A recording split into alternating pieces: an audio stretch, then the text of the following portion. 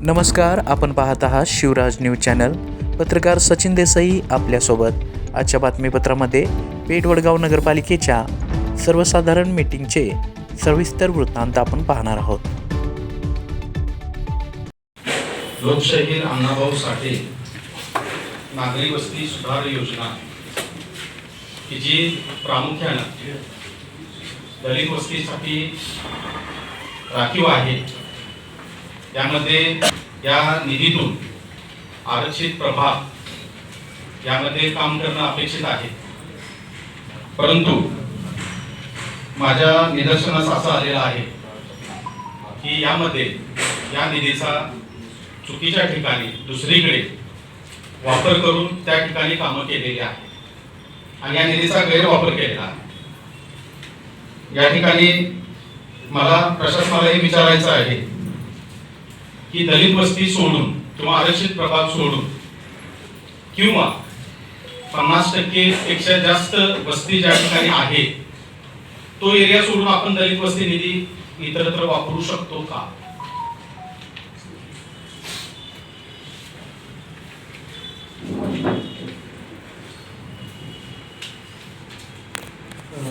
आरक्षित प्रभाग किंवा 50% लोकसंख्या आणि त्याशिवाय पण निधी दुसरीकडे वापरू शकतो. GR मध्ये तसंच उल्लेख. अच्छा, मग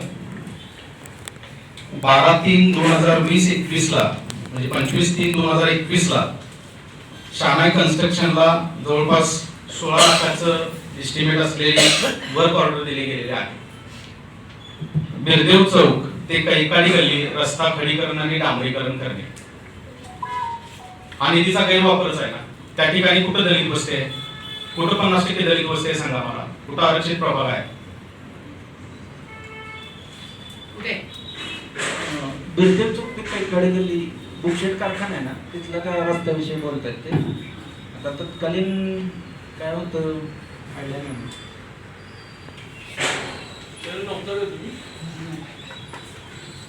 मुळात त्या ठिकाणी कुठल्याही प्रकारची दलित वस्तीच नाही आहे किंवा तो आरक्षित प्रभाग नाही आहे. मग त्या ठिकाणी हे 16 लाखाचं काम कशा पद्धतीने का केलं गेलं, कुठल्या नियमाच्या आधारे केलं गेलं?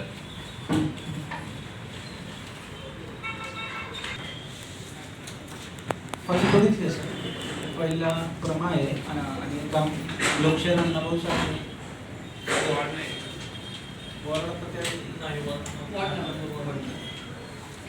मला असं म्हणायचं आहे की हे जिल्हाधिकाऱ्यांच्या निदर्शनास का आणून दिलं नाही, तेही तितके जबाबदार आहे या सगळ्या गोष्टीला. त्यांनी निदर्शनास आणून देणं गरजेचं आहे. भले ठराव झाला असेल, काही झाला असेल, पण प्रशासनाच्या बाबतीमध्ये त्यांनी ते निदर्शनास आणून देणं गरजेचं आहे त्यांच्या. ते त्यांनी का निदर्शनास आणून दिलं नाही याबाबत आम्ही चौकशी करून योग्य तो अहवाल आम्ही पाठवतो. माझी आपल्या सभागृहाला ही मागणी आहे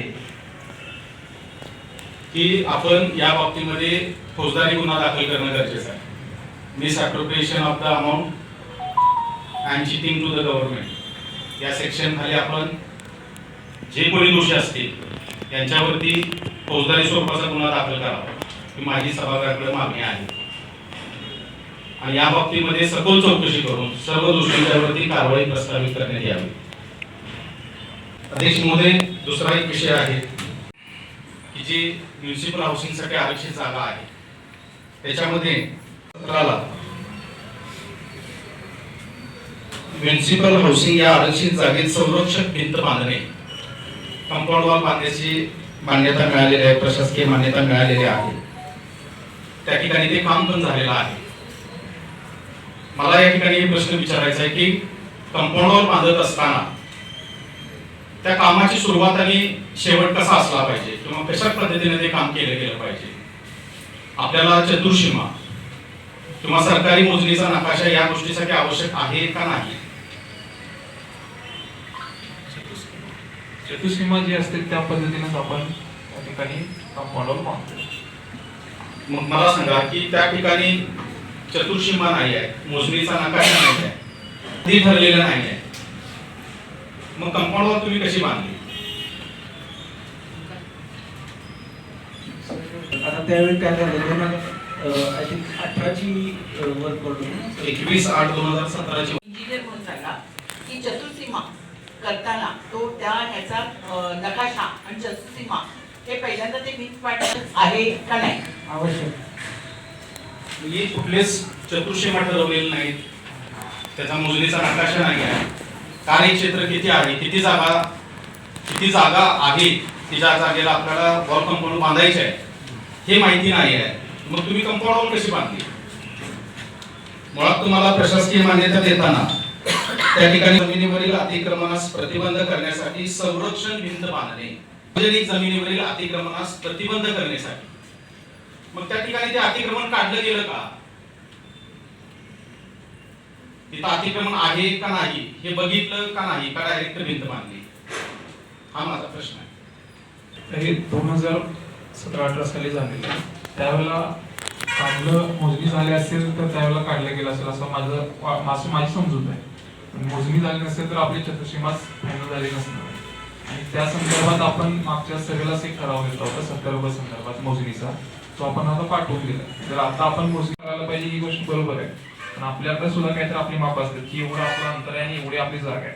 त्या पद्धतीने ज्यावेळेस झाला असेल, मला या बाबतीत म्हणजे आता माझ्या काळात झालं नाही किंवा हे अगोदर झाले, त्यामुळं या बाबतीत मला माहिती नाही. पण आपण आपली चतुर्सीमा फायनल आता करायसाठी आपण ठराव दिलेला, म्हणजे मोजणीसाठी अर्ज दिलेला. या संदर्भामध्ये अध्यक्ष महोदय 9/4/2021 ला पुन्हा 38 लाखाचं काम केलेलं आहे. मला साहेब आपल्याला एक प्रश्न विचारायचा आहे. अशी जागेवर ज्या कारणासाठी ते आरक्षण आहे त्या आरक्षणाचा हेतू न विचारात घेता आपण इतर विकास कामं करू शकतो का? मग या ठिकाणी हरित पट्टा विकसित करण्यासाठी पर्वत विकसित करणे या कामाकरिता 38 लाखाची मंजुरी ही विशेष प्रोत्साहनात्मक बक्षीस योजनेतनं खर्च केलेला आहे आणि अजून इतरही कामं त्याच्यामध्ये केलेली आहेत. मग ही कामं त्या आरक्षित जागेमध्ये प्रस्तावित होऊ शकतात का? आपण करू शकतोय का? या बाबतीत आता काय झालं हे आपल्याला बघावं लागेल. त्या बाबतीत आम्ही साहेबांच्या बाबतीत अहवाल देणार. 70 मध्ये जे काही विकास कामं झालेली आहेत साहेब ती पूर्णपणे बेकायदेशीर झालेली आहे. प्रशासकीय मान्यता एक आहे, तांत्रिक मान्यता एक आहे. तांत्रिक मान्यतेमध्ये जमीन लोकशाही अण्णाभाऊ साठे दलित वस्ती सुधारणा योजनेअंतर्गत जे काम होतं ते कामाचा निधी दुसरीकडे वापरला अशा पद्धतीची माहिती सभागृहाला दिली. अध्यक्ष माझी की ते 2017 साली झाले ना, तर तशा पद्धतीचं दलित वस्ती योजनेअंतर्गत असणाऱ्या कामाचा निधी जर इतरत्र त्या अण्णाभाऊ साठे दलित वस्ती सुधारणा योजनेअंतर्गत वापरलेला निधी जर त्या काळात तिकडे वापरला असेल तर अशा पद्धतीची आणखी काही कामं झालेली आहेत का याची देखील चौकशी झाली पाहिजे. त्याच्याबरोबर जे भारतरत्न डॉक्टर बाबासाहेब आंबेडकर दलित वस्ती सुधारणा योजनेअंतर्गत येणारा निधी असेल, अण्णाभाऊ साठे यांच्या अंतर्गत येणारा निधी असेल, हा निधीचा विनियोग दुसऱ्या ठिकाणी केलाय का याची सखोल चौकशी म्हणजे टोटलच कामाची चौकशी झाली पाहिजे. त्यासाठी दलित योजनेचा निधी त्या ठिकाणी वापरला. मग मागासवर्गीयांचे जर प्रतिनिधी होते त्यावेळेला तर ते कोण होते, त्याने त्याबद्दल आवाज का उठवला नाही? मग त्याच्यामध्ये सुद्धा त्यांच्यावर कारवाई व्हायला पाहिजे. म्हणजे इथे कशासाठी ते येतात सभागृहामध्ये? या ज्या गोष्टी चाललेल्या आहेत की इकडचा निधी तिकडे वापरायचा, तिकडचा इकडे वापरायचा, अशा पद्धतीने जर कामं केली जात असतील किंवा केली असतील तर ते कोणता लोकप्रतिनिधी होता त्या लोकप्रतिनिधीची सुद्धा नगरसेवकाची देखील त्या ठिकाणी चौकशी झाली पाहिजे. अध्यक्ष महोदय, अशा पद्धतीने गोरगरीब समाजासाठी येणारा निधी, त्यांच्या वस्ती सुधारणा योजनेसाठी येणारा निधी जर इतरत्र पळवला जात असेल, वळवला जात असेल तर हे अत्यंत चुकीचं आहे. ते झालं पाहिजे. हा एक महत्वाचा मुद्दा आहे. आणि त्याच्याबरोबर अध्यक्ष महोदय दुसरा मुद्दा आहे. गेल्या 5 वर्षापूर्वी 9 वर्ष गेल्या वर्षी 5 वर्ष त्याच्यानंतरचं 4 वर्ष प्रशासनाचं होतं. त्या कालावधीमध्ये आज आपल्या यादव पेन आघाडीची सत्ता येऊन 4-5 महिने झाले, 6 महिने झाले, पण त्याच्या पूर्वीपासून सुद्धा प्रशासनाचा कार्यकाल असताना अग्निशामकची दुरावस्था जर बघितली तर अत्यंत वाईट आहे. अध्यक्ष महोदय, त्या ठिकाणची ती मागणी लेखी शिवसाहेबांना केलेली आहे की त्या ठिकाणचे जे कर्मचारी आहेत त्या कर्मचाऱ्यांना ज्या सोयी सुविधा पुरवायला लागतात त्या पुरवल्या जात नाहीत. अध्यक्ष महोदय, हँडग्लोव्स पुरवले जात नाहीत, गमकोट पुरवले जात नाहीत. गमबूट असतील किंवा ज्या दैनंदिन गरजासाठी ज्या गोष्टी लागतील ते 1 ऑगस्टला आपला वर्धापन दिन आहे आपल्या नगरपालिकेचा, त्यानिमित्त आपण 1 ऑगस्टला आपण देऊन टाकूया त्यांना. आता 15 घनकचरा व्यवस्थापन जी अनियमितता या वडगाव शहरामध्ये कशा पद्धतीने चालू आहे त्याबद्दल थोडं मी सभागृहाला अवगत करू इच्छितो. घंटागाडीचं ज्या वेळेला मेंटेनन्स केला जातो त्याचे बिलं काढण्यासाठी नगरपालिका ठेकेदार 6,000 रुपये देते, दर महिना 35,000 रुपये देते. त्यावेळेस नगरपालिकेने त्यांच्याकडे संबंधित दुरुस्तीचं बिल घेणं बंधनकारक आहे. असं कुठल्याही पद्धतीचं बिल न घेता त्याला 35,000 रुपये दर महिना दिले जातात. असे 15 महिने झाले 5 लाख रुपयाच्या 5,000 रुपयाच्या वर त्या ठेकेदाराला दिले गेले. हे एक प्रॉब्लेम आहे. दुसरी गोष्ट, घंटागाडीला जीपीएस ट्रॅकर बसून घंटागाडी किती फिरते त्याची नोंद नगरपालिकेला देणं ते देखील बंद आहे. ते देखील ठेकेदाराकडे केले गेले. हे जे टेंडर आहे त्यामध्ये त्या ठेकेदारांना बोगस ईपीएफ लिस्ट जोडलेली आहे आणि बिलं काढलेली. माझा लेखापालना सवाल आहे माझा, तुम्ही काय बघून बिलं काढला त्याची? ईपीएफ ची लिस्ट बोगस असताना त्यांचं बिल कसं निघालं? नाही मी काय विचारलं या वर्षभराचं विचारलं की या महिन्यात ईपीएफच्या बिलाचं मी विचारलं त्याच्याकडनं बऱ्याच बिलाला बोगस लिस्ट जोडलेली आहे. याचा अर्थ नगरपालिकेला जे काम करतात कर्मचारी त्यांचा ईपीएफ भरले गेलेला नाही, पीएफ भरला गेलेला नाही आणि तरी देखील आपण बिल काढतो. तुम्ही चेक करताय का? जबाबदारी कोणाची? त्यांनी जी आम्हाला यादी दिलेली असते त्या यादीनुसार त्यांनी त्याच्यावर एक QR कोड येतो. त्या QR कोडला स्कॅन केलं ना की त्यांनी किती रक्कम भरली आणि कोणत्या कर्मचाऱ्याच्या नावावरती भरली ते सगळ्या गोष्टी दिसतात. माझ्याकडे माहिती जी दिली आहे तुम्ही त्यामध्ये जवळजवळ 4 ते 5 महिन्याचं बिल असं आहे की त्याला बोगस वडगावचा कर्मचारीच नाही ते त्यांची ईपीएफ लिस्ट जोडली आहे. कसं त्याच्यावर असा विषय आहे की खातर कोण करणार ते? त्यांचं काम करणारे कर्मचारी वेगळे दाखवताय तुम्ही, कारण काम करणारे कर्मचारी इथले आहे आणि ईपीएफ दुसऱ्याने कसा भरताय आणि कसा भरतोय तो? 1,00,000 लाखाचा फरक आहे तो. आता साहेब माझ्याकडे आहे 2 महिने तुम्ही भरले. आताच मी बोलतोय असा विषय नाही आहे साहेब. काय ते 15 महिन्यापासून बोलताय, ते 15 महिन्याचं सांगायला लागेल. 15 महिन्यातल्या काही महिन्यातल्या बिलावर बोगस लिस्ट आहे. कर्मचारी इथले नाही आहे. कर्मचारी इथले नाही, त्यांचा ईपीएफ भरला असं दाखवलं इथल्या ती कर्मचाऱ्यांना. चौकशी करून घ्या ना. नाही. आणि दुसरी गोष्ट आहे की ह्या जे आपले कर्मचारी आहेत ते सकाळी साधारणतः 6 ते 10च्या दरम्यान काम करतात. बरोबर आहे का? बरोबर आहे का? तेवढ्या खाली मी जात नाही. कोण आहे आरोग्य अधिकारी? बरोबर आहे का साहेब? बरोबर आहे. त्या वेळेस आपण त्या कर्मचाऱ्यांना माझ्या माहिती पण म्हणायची 7,000 ते 10,000 पेमेंट केलं जातं. हे बरोबर आहे का? हो बरोबर आहे. बरोबर आहे ना? नाही तेच नाही. हे सर तुम्हाला त्यांना आपण बिल काढतो त्याला. नाही डीएसआर बिलाचा विषय चाललेला नाही साहेब. पर्टिक्युलरली अकाउंटला पैसे तो होती जातात विषय कर्मचाऱ्याच्या. आपल्या हाताने देत नाही. तो विषय त्यांनी ती जबाबदारी कॉन्ट्रॅक्टरची जबाबदारी असू दे, कॉन्ट्रॅक्टरची जबाबदारी असू दे साहेब, पण ज्या वेळेला तो 7 ते 10,000 देतो, ड्यू देतो, किती देतो याची काय मतलब काय? पण नगरपालिका 30,040 रुपये बिल काढलं जाते. बाकीचे किती फरक पडतोय साहेब? साहेब कसा विषय आहे, हा सगळा हिशोब घातला तर 7.5 ते 8 लाख रुपये खर्च येते त्याला. मग 16 लाखाचं बिल अदा कसं केलं जाते? 7.5 ते 8 लाख रुपये त्याला मिनिमम खर्च येते त्या कॉन्ट्रॅक्टरला. मग असं कुठलं टेंडर आहे की ज्यामध्ये 50% नफा आहे? शासनाने निर्देश केला त्या पद्धतीने मिनिमम मॅक्झिमम 7% नफा कॉन्ट्रॅक्टरला भेटला पाहिजे. हे 50%च्या वर नफा जातो साहेब. बरं हे सगळं निघेले आहे असं काय नाही. तो किती देतोय काय देतोय त्याने लिस्ट जोडायची बिलासंग. ती लिस्ट जोडली जात नाही, कागदपत्र कुठलीही जोडली जात नाही. विषय असा आहे की आपण त्याला आपल्या गावाच्या साफसफाई करण्याचा ठेका दिला.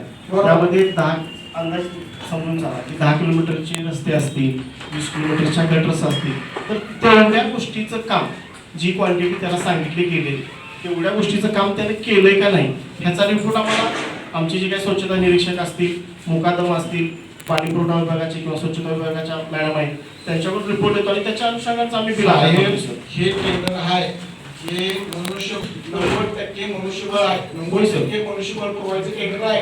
मग मनुष्यबळावरच मी बोलायला लागलोय.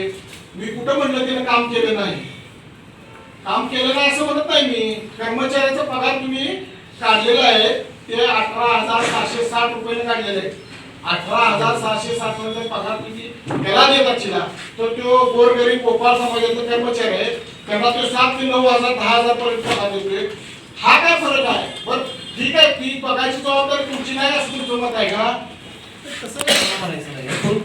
इस्टिमेट कॉपीला तुम्ही सरळ लिहिलेलं आहे की इस्टिमेट कॉपीमध्ये तुम्ही सरळ लिहिलेलं आहे की ह्या सगळ्याची पूर्तता त्यानं तुम्हाला करायची आहे. त्यानंतर तुम्ही बिल अदा करायचं. बरोबर आहे का?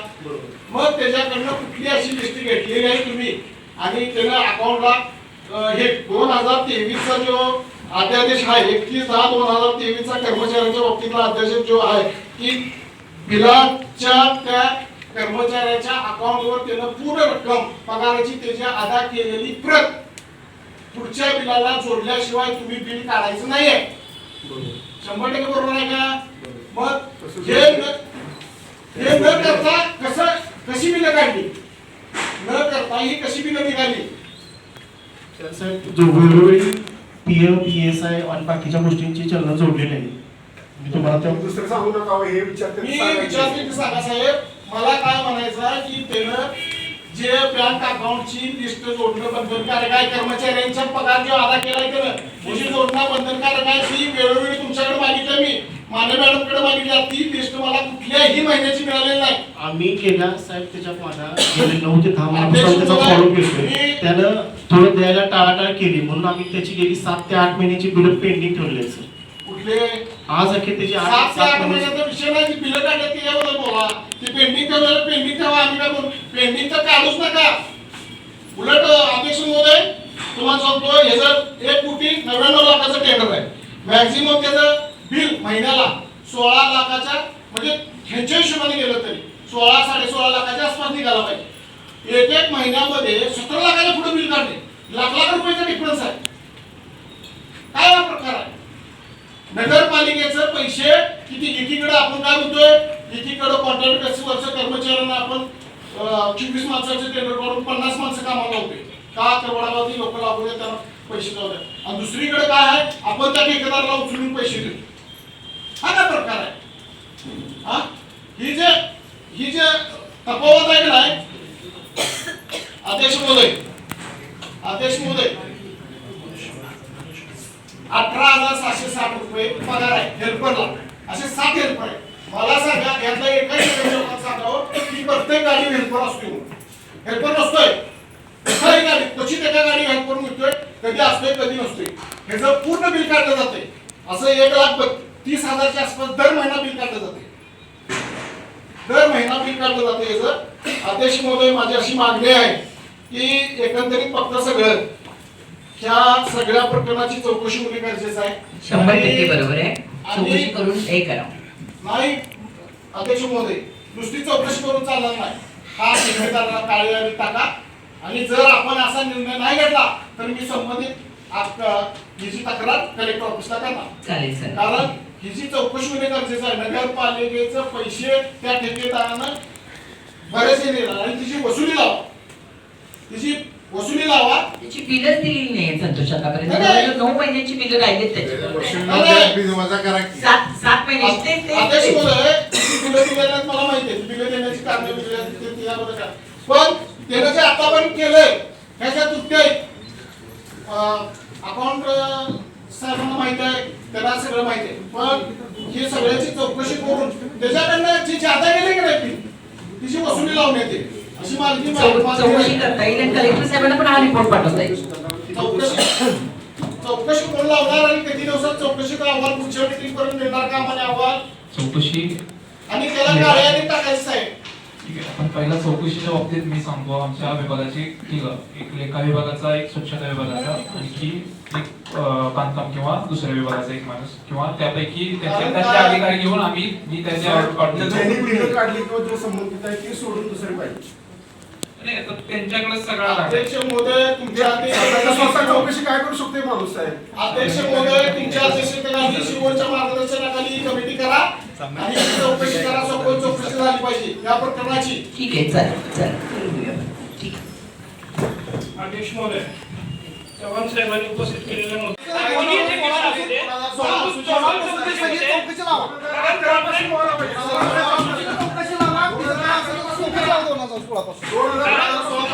ठेकेदाराने काम केलं आणि त्याचा पगार भागवणं हा ठेकेदाराच्या अखत्यारीतला प्रश्न आहे.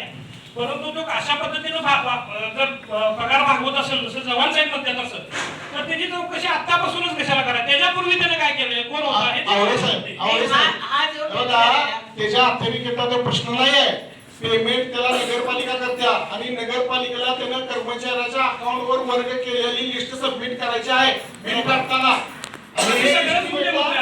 एस्टिमेटला सगळं आहे.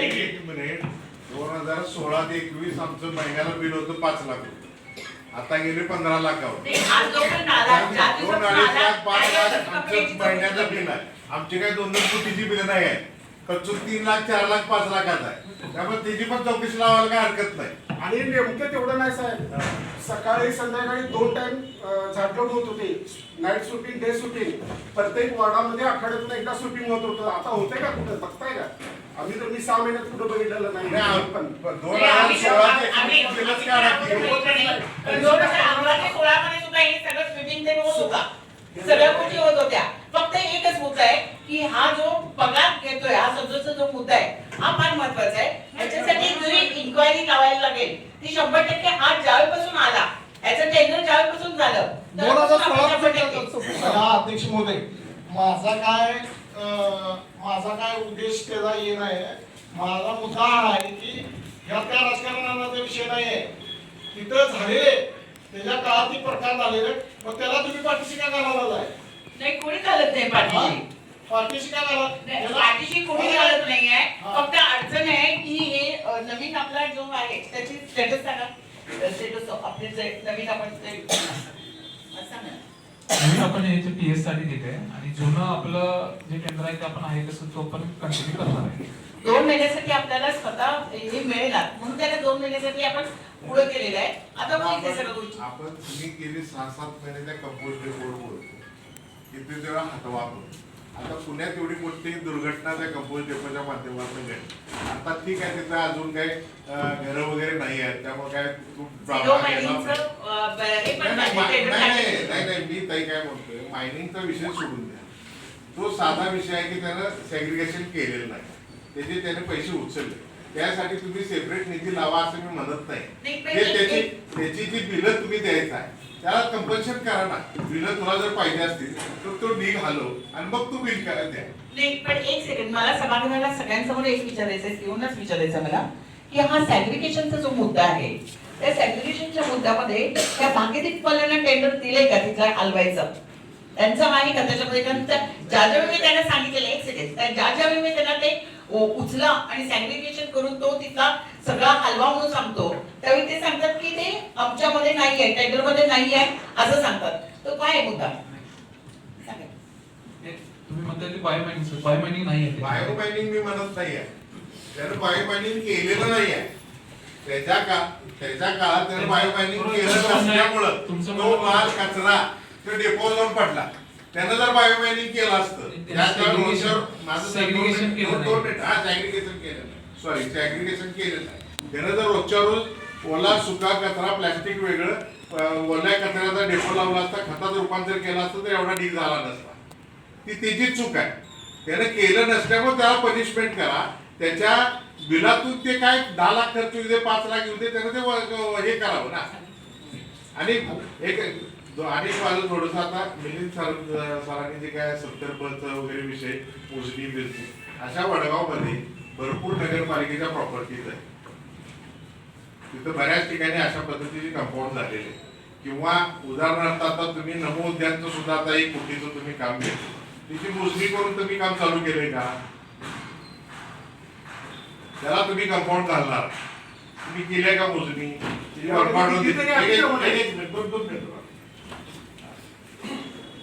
तो पण करा ना आता मोजणी, ते काम थांबवा, मोजणी करा आणि मग ते काम चालू.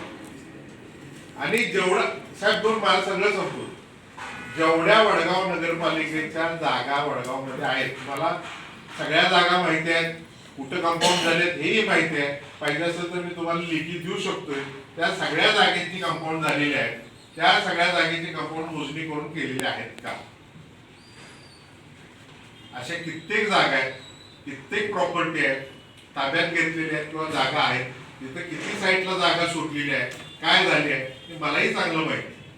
त्या पद्धतीने मग सगळंच करायचं आहे तर सगळंच करा, एकदा होऊ दे. जेवढ्या नगरपालिकेच्या सगळ्या जागा आहेत सगळ्यांची मोजणी करा, सगळ्यांचं जिथे जिथे अतिक्रमण झाले सगळं काढा, सगळीकडचंच करा, एकच 70 का सगळ्याचीच चौकशी लावा.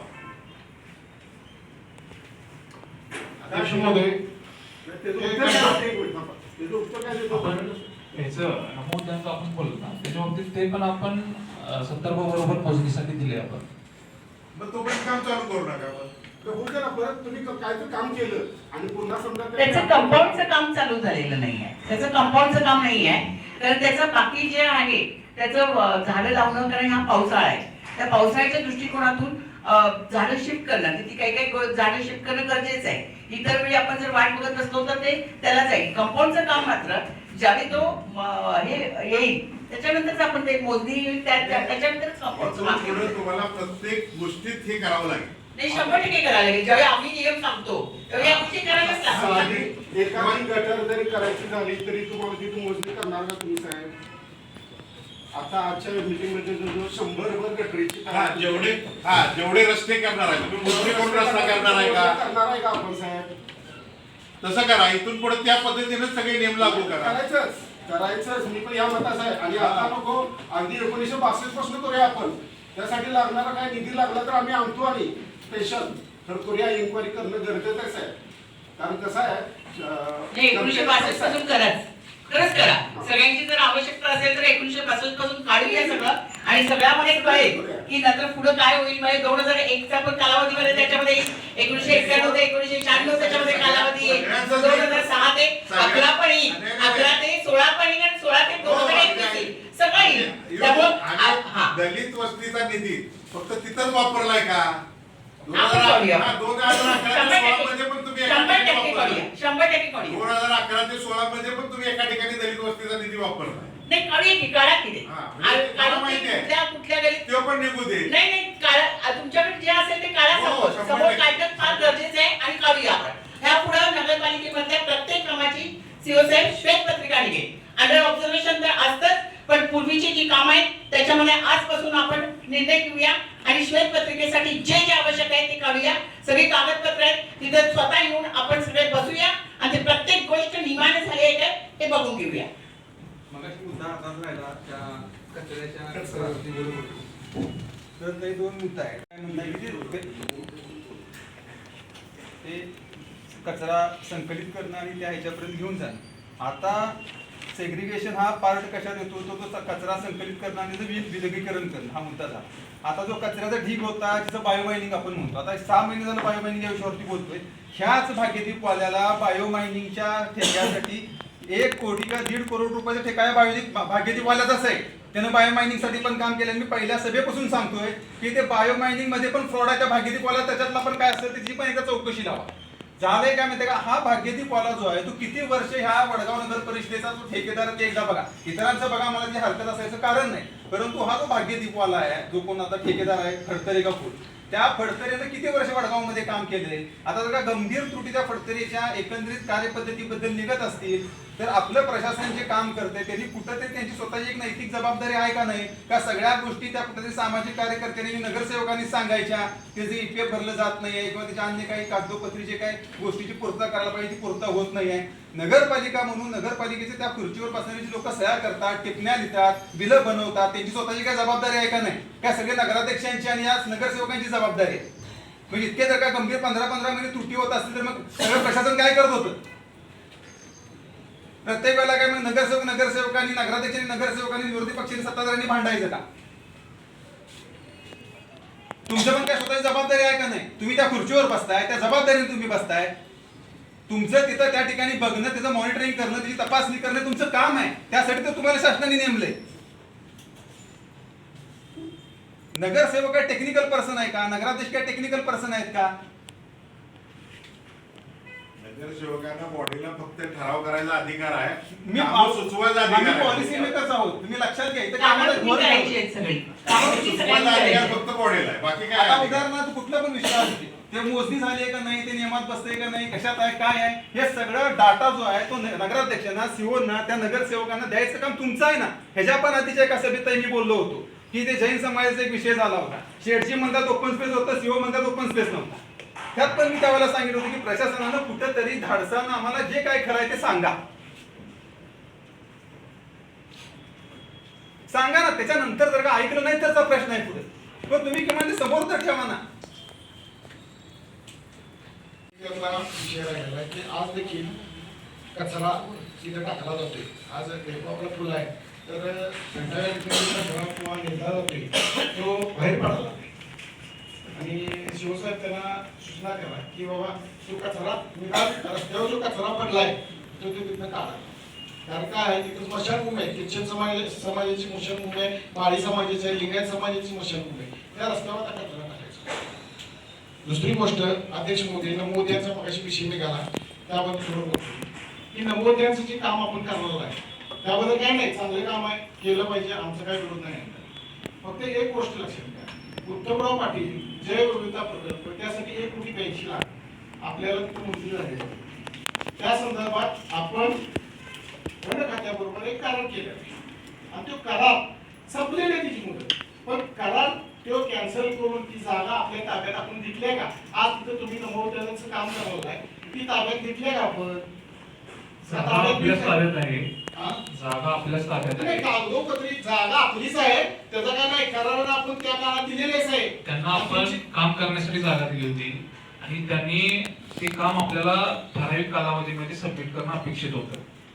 आता साहेब मी पत्रव्यवहार केलाय त्यांना जे काम केलेलं आहे त्यांनी ते कामाच्या सगळ्या डिटेल्स सहित सगळं आम्हाला सबमिट करा असं आम्ही त्यांना पत्रव्यवहार केला होता. पण त्यांच्याकडून आपल्याला जे काम त्यांनी काय केले ते आपल्याला काही सबमिट केलेलं नाही, परंतु ती जागा आपल्याच ताब्यात आहे.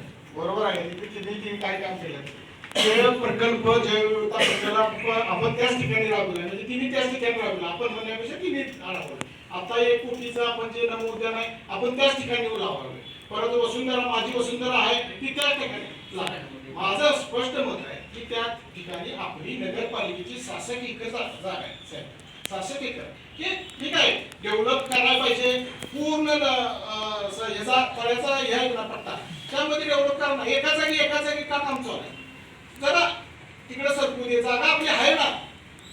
जागा डेव्हलप करायला नसेल तर करू नका. ह्या जागेवर काही नाहीये, बरोबर आहे ना शिवसेना?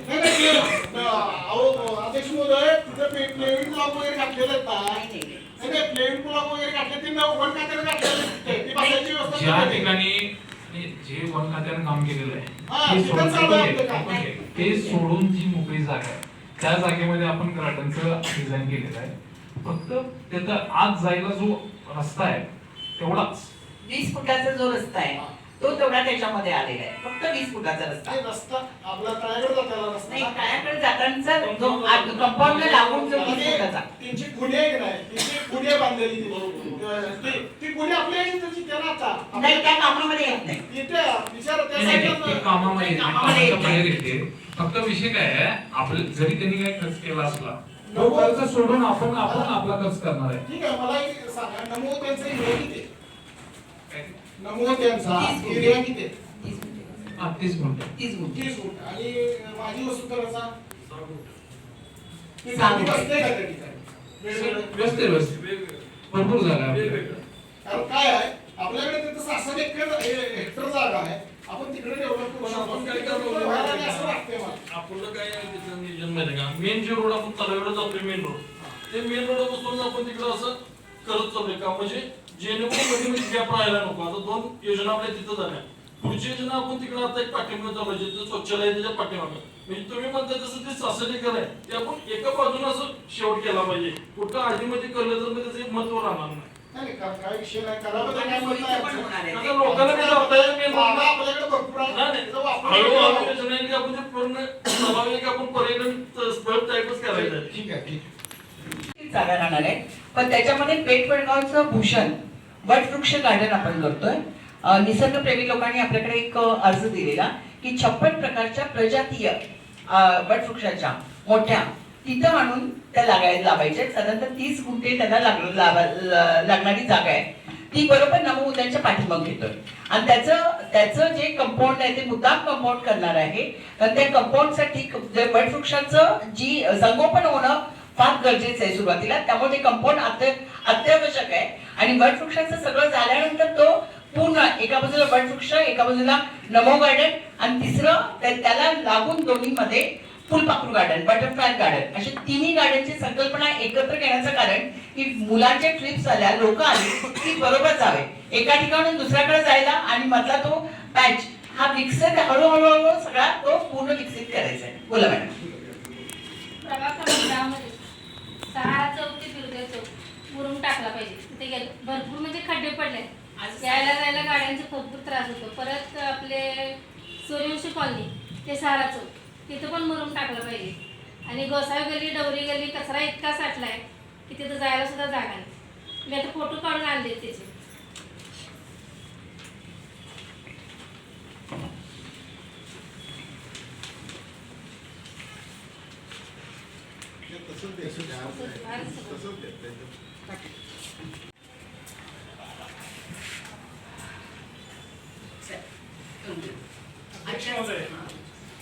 या चालू शहराला आदरणीय नगरसेवक रुपये मॅडम असतील, चव्हाण साहेब असतील यांनी मुद्दे उपस्थित जे केलेले आहेत.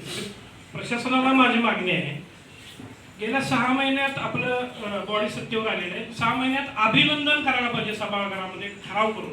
अशा म्हणजे मुख्याधिकारी साहेबांना विनंती आहे, अधिकाऱ्यांना जरा स्ट्रॉंगपणानं तयार करायला पाहिजे. त्यांना उत्तरं देता येत नाही. त्यांना करता तुम्ही अभ्यास न करता सभागृहातली मिटिंग कशी काय अटेंड करता? तुम्हाला बोलता येत नाही, महाडिक साहेबांना बोलता येत नाही. प्रत्येक वेळेला तुमच्यामुळे जर बॉडीवर कोण बोट उचललं तर ते खपवून घेतलं जाणार नाही. कशाबद्दल यांचे एकही अधिकारी कोण ग्रासरूटवर उतरत नाही. आता ती मुरुम टाका म्हणून हिने जी मागणी केली चुकीची नाही, ती बरोबर आहे. अजिबात कुठला अधिकारी तिथे ग्राउंड लेवलवर उतरत नाही. आणि तुमच्यामुळे जर बॉडीवर क्लेम आला तर तुम्हाला सभागृहात सोडलं जाणार नाही. तुम्ही यांचे साहेब तुम्ही प्रमुख आहे, त्यांना आदेश द्यायला पाहिजे. गेल्या 24 दिवसापासून मुरुमासाठी मी मागणी करतोय. एकही अधिकारी त्याचा भादोड ओढला तर ते वड्यामध्ये कचरा टाकलाय, तिथे एकही अधिकारी ग्राउंड लेवलला उतरत नाही. कोण आरोग्य अधिकारी आहे? इथं आरोग्य अधिकारी कोण आहे? नगरपालिकेचे कोण आहे? रजेवर आहे. प्रत्येक वेळेला कोण ना कोणतं रजेवर असतं. ते मुरुमाचं बांधकाम विभाग कोणाकडे आहे? तुमच्याकडे आहे. टाकले काल 1 दिवसात टाकले, मी सांगितले टाकले. चालणार नाही असतं अजिबात. तुम्हाला उत्तर देता येत नाही, अभ्यास करून येत जावा. विरोधक आमच्यावर इकडे तुटून पडतात, बॉडीवर क्लेम येतो. येऊ अध्यक्षांचं काम बघा, जिथं पैसे घालावे लागते तिथं पैसे घालून त्यांनी काम केलेलं आहे. पुढच्या वेळेला तयारी करून यायचं. एकाचं थतपप होता कामा नये.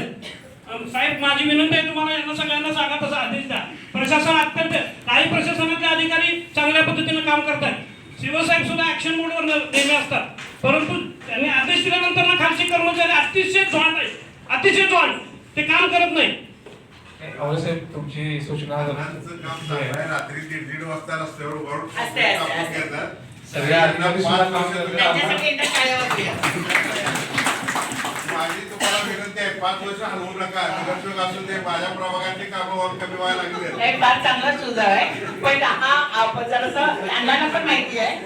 त्यामुळे त्या लेवलचा दुसरा नगरसेवक आम्ही, आपण काय काळजी करू नका. अनुभव घेतलाय की तिथलं जीवन कसं आहे, तिथली लोक राहतात कशी, भयंकर परिस्थिती वाईट आहे. कसं हे सगळं त्यांनी अनुभव त्याच्यामुळे ते बोलतात कसे. आपण ठेवूया 5 वर्ष. सगळ्यांचा तुमचा आभार आहे, विरोधकांचा सगळ्या नगरसेवकांचा आभार आहे. आणि सगळ्यात मोठी म्हणजे मी हे काम करू शकलो म्हणजे ताईसाहेबांनी संधी दिली म्हणून करू शकलो, त्यांचं मनापासून आभार आहे.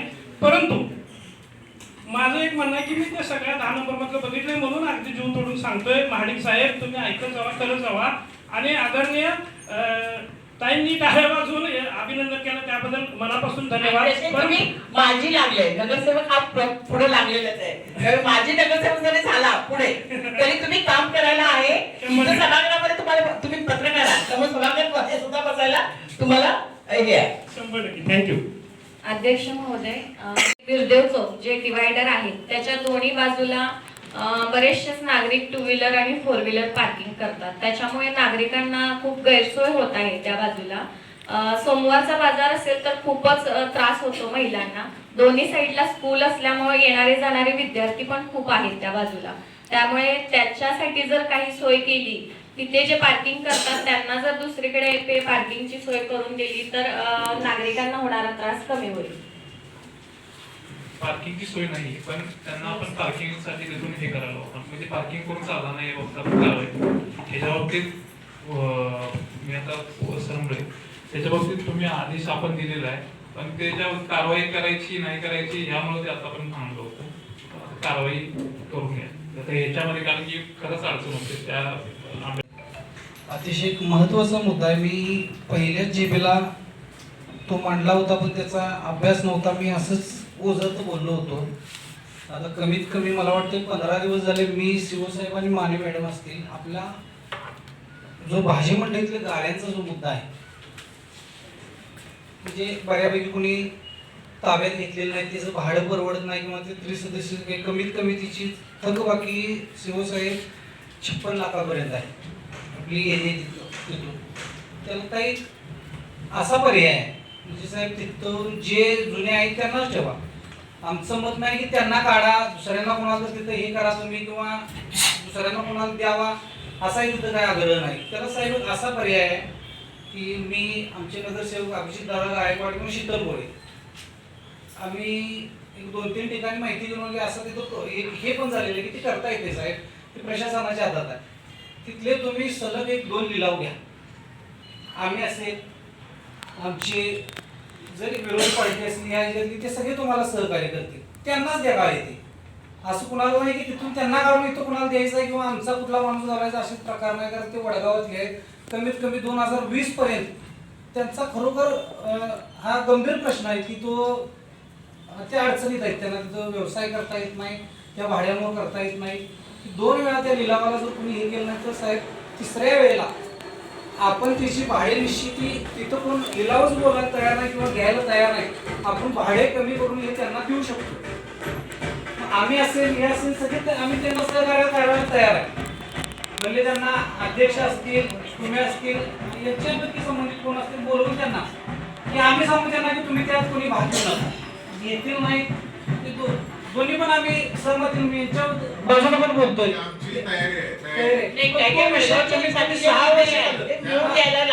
त्या गाडीधारकांना कमी पैशात भाड्यात जर मिळत असेल आमचा विरोध नाही आहे, तुम्ही करू शकता. आम्ही त्या 6 वर्ष झालं तरी हा मुद्दा पेंडिंग आहे. त्यांचं म्हणजे काहीच करू शकत नाही. माझं असं मत आहे की तुम्ही लगेच आता पहिला हा घ्या, त्यांना एक वेळ तरी सगळ्यांना बोलवून द्या. झाला की 15 दिवस महिन्याचे 2 महिन्याचे साहेब तुम्ही 2 लिलाव करा. जर तिथं कोणी येत नाही म्हटल्यानंतर असं करू शकतोय. दादा बरोबर आहे ना, असं करू शकतोय. त्यांना त्यांच्या ते ताब्यात गाड्या देता येतील आणि कमीत कमी एवढी म्हणजे नगरपालिकेत कमीत कमी 56 लाख पर्यंत साहेब थकबाकी आहे. तशी इथली पण थकबाकी आहे कमीत कमी ती 9 लाख पर्यंत आहे इथल्या दुसऱ्या मजल्याची. त्याचं जे काय साहेब आहे जिथं खरोखर ज्यांना कमी आहे त्यांचं वाढवा असं हे पण म्हणतोय मी साहेब तुम्हाला. ज्यांचं जास्त आहे ज्यांना परवडतच नाही, जर 8-9 हजार रुपये जर त्यांना देत असेल तर साहेब गाळं विकत घेऊन भाड्यात जर द्यायचं म्हणलं तर तेवढं भाडं वडगावात येत नाही, त्या एरियात तर येत नाही. तर ज्यांचे जुने गाळ आहे ते निदान तिथं साहेब करू तर शकतील. त्या हिशोबाने आपलं तर रुटीन लागेल की नफा पंडात आपल्याला तुम्ही पैसे मिळतील. असा एक पर्याय आहे साहेब. हा तुम्ही नगरपालिकेचं उत्पन्न वाढेल का? याचं जुने गाड्यात त्याचं पुनर्मूल्यांकन करावं लागेल. त्याला 9 वर्ष होऊन गेले. ते पुनर्मूल्यांकनाचा एक प्रस्ताव आणि हे आम्ही त्याचा लिलाव आता करून घेतो. आपण पुढच्या आठवड्यातच लिलाव करून घेतो. दुसरा मुद्दा एक दोन लिलाव करून घेऊया. साहेब पहिल्या मीटिंगला जेव्हा या गोष्टी आपण करू शकतो आता करा. त्याच वेळी मी सांगितलं होतं प्रोसिडिंग मध्ये असेल काढून बघा. दुसरा मुद्दा एक साहेब असा आहे की जर जागा ठरवून देणे, कारण तुम्ही 4 ते 5च्या दरम्यान जर साहेब तिथून गेला तर 2 व्हीलर काढायची सुद्धा कसरत करावी लागते. चांगले घरी बसले त्यांना साहेब तिथनं हलवणं गरजेचं आहे. कधी तर असा मोठा तिथं म्हणजे अपघात होण्याची हे आहे साहेब, इतक्या मोठ्या मोठ्या एक त्यातनं म्हणजे एसटी किंवा डंपर सुद्धा एक सिंगल सुद्धा जाऊ शकत नाही. तिकडं वनवेज रोड आहे आपला. फक्त त्याचं कारण काय आहे साहेब, ते बसतात त्याच्या पलीकडे जी भाजी घेणार ते गाडी तिथंच पुढे पार्किंग करतात. तुमची बेंचच्या गाड्या ते असू देत, त्यांना काहीतरी सांगितलं पाहिजे ना, ते गाड्या कुठंपर्यंत येतात साहेब त्याचे पार्किंग. म्हणजे असं कितीतरी वर्ष झालं चालू आहे साहेब. ते ना आपल्या गावाची पण हे व्हायला लागलेली आहे. म्हणजे बाहेर येणार जाणार म्हणजे येतील का नाही, कधी जर एखादा बाहेर पर्याय जर निघाला तर साहेब वडागावात पण कोणी येणार. म्हणजे त्याची काटेकोरपणे तुम्ही अंमलबजावणी करावी अशी माझी विनंती आहे. पण ती करावी, आजपासूनच करावी. एक जर तुम्हाला माहित झालं की इथंच जर भाजी मंडळी होती, इथंच भाजी मिळते साहेब, सगळे तिकडे जातील ना, आपणच पर्याय उपलब्ध करून दिले, कुठं पण बसतात ते. भाजीचा एक विषय आहे आणि ट्रॅफिकचा एक विषय म्हणजे पार्किंगचा एक विषय आहे. हे दोन्ही विषय आपण आदेश काढलाय, पण आपण कारवाई त्याच्या बाबतीत आता इथून पुढे कठोर करू. आता 4 दिवस झालं तर ते पण बंद नाहीत आणि 50-60चे बल्ब काय चालू आहेत, काही बंद आहेत. मग त्याचे मी फोटो पण आणले. पूर्ण अंधार असतोय त्याच्यावरती. त्याच्यावर एक 500 वॅटचं 2 हॉरिजन लावून आणि दुसरे बल्ब सुस्थितीत करावे. कचरा टाकला जातो त्या संदर्भात सूचना दिलेल्या आठवडे रोडला काशीवांच्या शेताजवळ. मग त्या संदर्भात पण आपण सूचना दिली की तिथला उचलला पाहिजे, काढला पाहिजे, तर ते एक आपण घेऊया काढून. आणि दुसरी गोष्ट मला चांगला बदल काय वाटला, साई मंदिरच्या इथे कचरा टाकला जात होता ओढ्याच्या इथं. मग तिथल्या नागरिकांना मी बऱ्याच वेळा सकाळीच बघितलेलं कचरा टाकताना, तर बऱ्याच वेळा सूचना दिली की तिथं रेग्युलर घंटा गाडी येते तर तुम्ही टाकलं पाहिजे, वेट केलं पाहिजे, तर त्यांनी ऐकलं नव्हतं. पण ज्यावेळी आता तिथं बोर्ड लावलाय कचरा टाकताना कोण दिसेल तर फोटो काढण्यात येईल, तर त्यावेळीपासून तिथे कचरा टाकण्यात आलेला नाही. मग तशा पद्धतीने आपण काढलेलं नगरपालिकेनं अगोदर पण काढलेलं उचललेलं ते मला माहिती आहे, पण परत लोकांना ती सवय लागली, ती बंद झाली पाहिजे.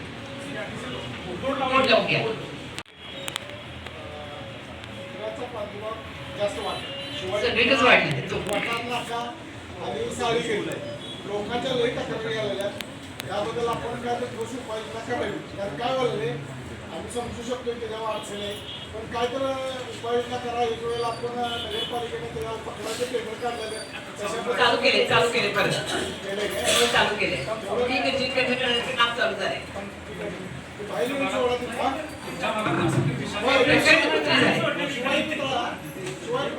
परत वठण नाका आणि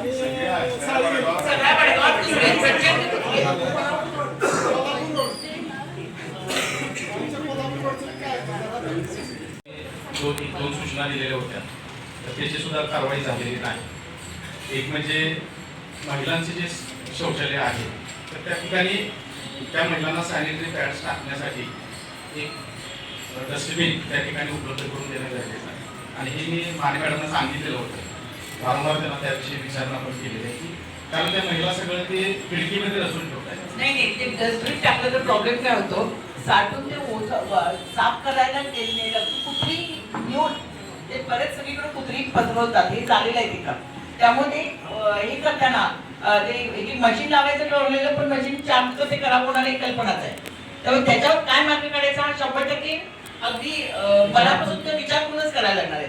आपण एकच गोष्ट करावी लागेल, जे आपल्याला आपण कचरा गोळा करतोय त्याच्याबरोबर आपली एक पेटी असते त्या गाडीला, त्या गाडीमध्ये कंपल्सरी जे आपण त्याच्यामध्ये लोकांनी जो कचरा आहे तो त्याच्यामध्ये टाकावा. यासाठी तुम्ही तुमच्या भागात जर समजा हे केलं, त्या शौचालयाचा वापर जे करतात जेवढी लोक करतात तेवढ्या लोकांच्या बरोबर त्या ठिकाणी ती समस्या राहणार नाही.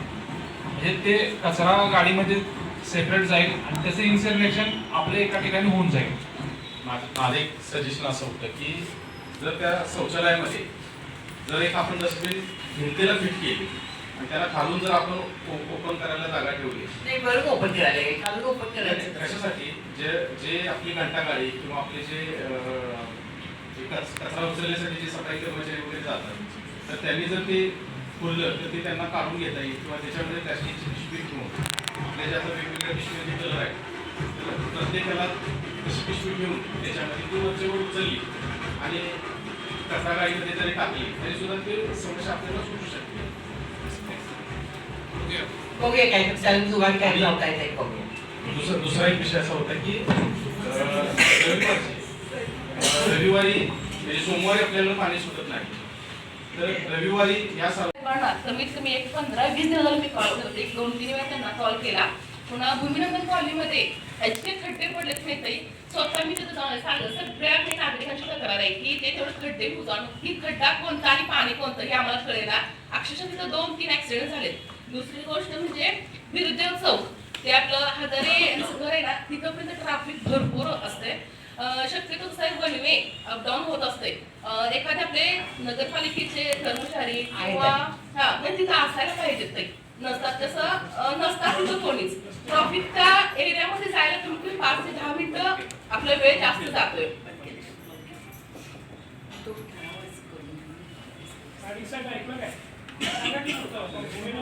माडी साहेब, जरासं सगळ्या माझ्या अगदी या प्रशासनाला, सगळ्या या अधिकाऱ्यांना अगदी मनापासून विनंती आहे. नाही एक मिनिट, सगळ्या या अधिकाऱ्यांना मनापासून विनंती आहे की आपण काम करायला इथं आलेलो आहोत. तुम्ही सगळे काम करताय, पण ज्यावेळी सन्माननीय नगरसेवक तुम्हाला सगळ्यांना ज्यावेळी फोन करतील तर तेवढी तरी कर्टसी दाखवूया की त्यांचे फोन उचलायचे. हे तर कर्टसी आपल्यामध्ये पाहिजे ना. आणि काय होतंय, मी ह्यांना सांगितलंय, मी त्यांना सांगितलंय, असाच विषय होतोय. आणि पाण्याच्या सरांच्या घराशेजारी कमीत कमी 2-3 महिने झाले खड्डा काढून ठेवलाय. काहीतरी पाण्यासाठी चेकअपसाठी काहीतरी केला होता, तो पण खड्डा बुजवा म्हणून नाही 20 दिवस झाले मी सांगते, तरी पण सांगतात हा बुजवण्यात येईल. आणि कालपर्यंत ऐन टायमाला मला काय सांगितलं की नाही तू एवढं थोडंसं तिथं लिकीज आहे, मग आम्ही चेक करतो आणि पुन्हा मोजूया. म्हणजे तिथं एखादं लहान मूल पडलं किंवा आहे हे आपलं पावसाचं पाणी सुद्धा साठलं जातंय, मग ते सुद्धा आपल्या चावीच्या पाण्यातून जाण्याची शक्यता आहे. तो तेवढा मोजून घ्या. अक्षरशः मी सांगून सगळ्यांना वैतागले. अध्यक्ष मॅडमने मला फोन केलेला आणि आपले जे वार्षिक ठेकेदार आहेत बंडा यादव, त्यांना मी सांगितलेलं की मुरुम टाकून घ्या. त्यावेळी पाऊस जास्त चालू होता, त्यामुळे आवटी बंद आहेत असं त्यांनी मला सांगितलं. तेव्हा पाऊस नव्हता, एक 15-20 दिवसापूर्वी 10 दिवस अजिबात पाऊस नव्हता. तेव्हा त्यानंतर मी मुरुम टाकायला लावला. त्यानंतर त्यांनी 2 ट्रॉली मुरुम आणून टाकला. निसर्गदंड सर आहे भूमिनंदन कॉलनी, त्याच्या 2 दिवसांनी झाले, कमीत कमी 15-20 दिवस मी सांगते सर. आता यापुढे काळजी घेतली जाईल प्रशासनाच्या वतीने. मी सांगितलं गल्लीत 8 शौचालय लेडीजसाठीच फक्त आहे. प्रत्येक 2 किंवा 4 मध्ये भिंत टाकून नाही, तिथं फक्त जेंट्ससाठी पण करायला. म्हणजे कसं वयस्कर लोक आहेत त्यांना बाहेर जास्त काम करता येत. तिथे लेडीज लोकांचीच मागणी जास्त आहे, कारण की ती शौचालय ती 2011ला खूप मोठा प्रॉब्लेम होता. तिथे ती शौचालय तयार झालेली आहे, कारण ते फार तिथं शौचालय नव्हती तिथं. त्यामुळे ते मला अजून आठवतंय फार ते ह्याच्यातनं ती केली गेलेली आहेत आणि खास लेडीजसाठी केलेत. तिथे त्यांना विचारूया आणि मग 4 ह्याच्यामध्ये भिंत आपण काय करता येते का बघा. म्हणजे कसं आता पावसाचे दिवस आहे तसं वयस्कर लोकांना वगैरे सोयी शिवाय पुतळा एरियामध्ये ट्राफिक जास्त असते. आता तिथं मराठी शाळा विद्यार्थ्यांची ये जा होत असते, तिथं स्पीड ब्रेकरची गरज आहे. एक स्पीड ब्रेकर व्हावा आणि दुसरा ट्रॅफिक मिरर असा असतो तो त्या कॉर्नरला बसवला तर येणाऱ्या गाड्यांना वगैरे सकाळच्या गाड्या फास्ट असतात. कुठून नागोबाडीकडून जाणाऱ्या आणि कोल्हापूरकडून पठाराकडे जाणाऱ्या गाड्या फास्ट असतात. तर बऱ्याच वेळा मोठे मोठे अपघात झाले असतात. माझी अशी प्रशासनाला विनंती की तिथं ट्रॅफिक मिरर आहे आणि स्पीड ब्रेकर बसवण्यात यावं. ट्रॅफिक मिरर ताबडतोब बसवला जाईल, त्याच्यात काही नाही. आजच्या आज तो ट्रॅफिक मिररचं करून घ्या. स्पीड ब्रेकरला मात्र शासनानेच बंदी घातल्यामुळे असे करून घ्या. स्पीड ब्रेकर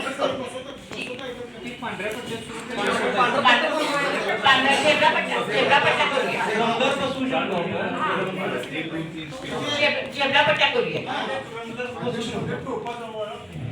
महामार्गावर स्पीड ब्रेकर ठीक आहे करून घ्या. मी वेळेवर तुम्हाला सूचना दिली होती. हनुमान मंदिराची सगळीकडे करून घ्या, फार महत्वाचं आहे. सांगितलं की बाबा पुढच्या साईडला तिथे 2-3 अपघात झाले. तो रस्ता आपल्या अत्याधिक येत नाही, इस्लामपूरच्या PWD येतोय, पण तिथे स्पीड ब्रेकर करणं गरजेचं आहे. तसा पत्रावर आपण करावा आणि स्पीड ब्रेकरला सूचना करावी की बाबा मोठमोठ्या अपघात व्हायला तिथे करावं. सरळ करून घेऊया. मराठा नगर पशी केलंय तसं करा ना. मराठा नगर पशी केलंय तसं काय करा ना. 3-4 पत्रव्यवहार करणार आणि ते करणार ते कोणाने करून तशीच आहे जरा. म्हणून सांगितलं. रस्ताच बंद केला. तिथं भयंकर मोठा खड्डा. मेन पाईपलाईन लिकेज झाली 3 ठिकाणी. लिकेज काढलेला आहे सकाळी तुम्ही लिखितचा पार्ट वेगळा आहे. त्याचा रस्ता संजय पाटीलला बऱ्यापैकी चढ काढलेली. एक मोटरसायकल जाईल एवढा रस्ता ठेवला. त्याच्यावर बंदच करायचा रस्ता. आपले व्यक्तिगत विद्यार्थी त्यांनी पण काढल्या का तुम्ही काढले? आम्ही नाही काढले. संजय पाटील वकारवाला संजय पाटील त्यांनी काढले. रस्ता बंद केला रस्ता पण म्हणजे विटा ठेवली. म्हणजेच रस्ता बंद केलाय ना. रस्ता बंद करता येणार नाही. बंद आहे. एक टू व्हीलर जाण्यापुरती आहे अगदी. बाकी सगळं ते बंद करून टाक. पूर्ण रस्ता बंद आहे. त्याची ती मागणी जी आहे त्यांना एकदा मिटिंगला बोलवा. त्याला ती व्यक्तिगत जागा आहे म्हणतात. आपण त्याला पर्याय सबस्टिट्यूट जागा इकडची दिलेली आहे. ती काय तर कागदोपत्री ते रेकॉर्डवर घ्या. त्याला काय तर संजय पाटलांना बोलून त्याचा विषय संपवला तर ते रोड अप्रोच होईल. अडचण काय होते, शाळेची मुलं आपली जी तिकडून जातात किंवा त्या तुमच्या बसेस जातात त्यांना परत इकडे यावं लागला. ते आणायची तिथून बाहेर पडत होती सगळी. आता ती परत त्यांना कॉम्प्लिकेटेड व्हायला रिवर्स यायला. त्यामुळे ट्रॅफिकचा तिथं पण आता गोंधळ होता. संजय पाटलांना बसवून एकदा त्यांच्या जागेचा तो काहीतरी हस्तांतरितचा विषय संपून टाकणार. ते काय झालंय ते संजय पाटील सातत्यानं आपल्याशी संपर्क करायचा प्रयत्न करतायत. काल कदाचित सन्माननीय वर्षा पवारांना पण त्यांनी सांगितलं होतं. ऍक्च्युली तो विषय मला माहित नव्हता. आपल्या ते तुम्ही सांगितलं विषय काय 2-4 दिवस ते संजय पाटील तर यादव साहेबांच्या 96च्या बॉडीमध्ये पण त्यांना ठराव करून दिलेला आहे. आपण 11च्या बॉडीमध्ये करून दिलेला आहे आणि 16च्या बॉडीमध्ये पण काहीतरी ठराव एक ठराव करून दिला आहे. त्यांना काहीतरी पर्यायी जागा पडलेला आहे आणि ते म्हणतायत की ते एकदा बसून तो विषय त्यांना बोलूया. एक बैठक त्याला पत्र द्या आणि गाईड करा. सोमवारी द्या त्याला. पत्र द्या त्यांची बैठक लावा सन्मान्य अध्यक्षांसमोर आमचा एकदा विषय क्लिअर नाही, CO साहेब पण लागतील त्याला. काय काय त्याला लागणार आहे सगळं ते त्याच्यामध्ये हे करून घ्या. जो घर ते शेतात तिथं पण भरपूर खड्डे पडलेले आहेत. तिथं रस्त्याचं वगैरे प्लॅनिंग करता येईल किंवा संबंधित जे आहे त्यांना बोलवून त्याच्याशी जरा चर्चा वगैरे करून घ्यायचं. नाही सर तो दक्षिणेकडे जो रस्ता जातो ना तो कदमांचा आहे असं त्यांचं म्हणणं आहे. मागच्या वेळी आपण रस्ता करायचा प्रयत्न केलेला पण त्यांनी कॉन्ट्रॅक्टरच्या माणसांना मारहाण करून मारण नाही. त्यांची मागणी टीडीआरची आहे. या जागेत तुम्ही त्यांना टीडीआर दिलेला नाही.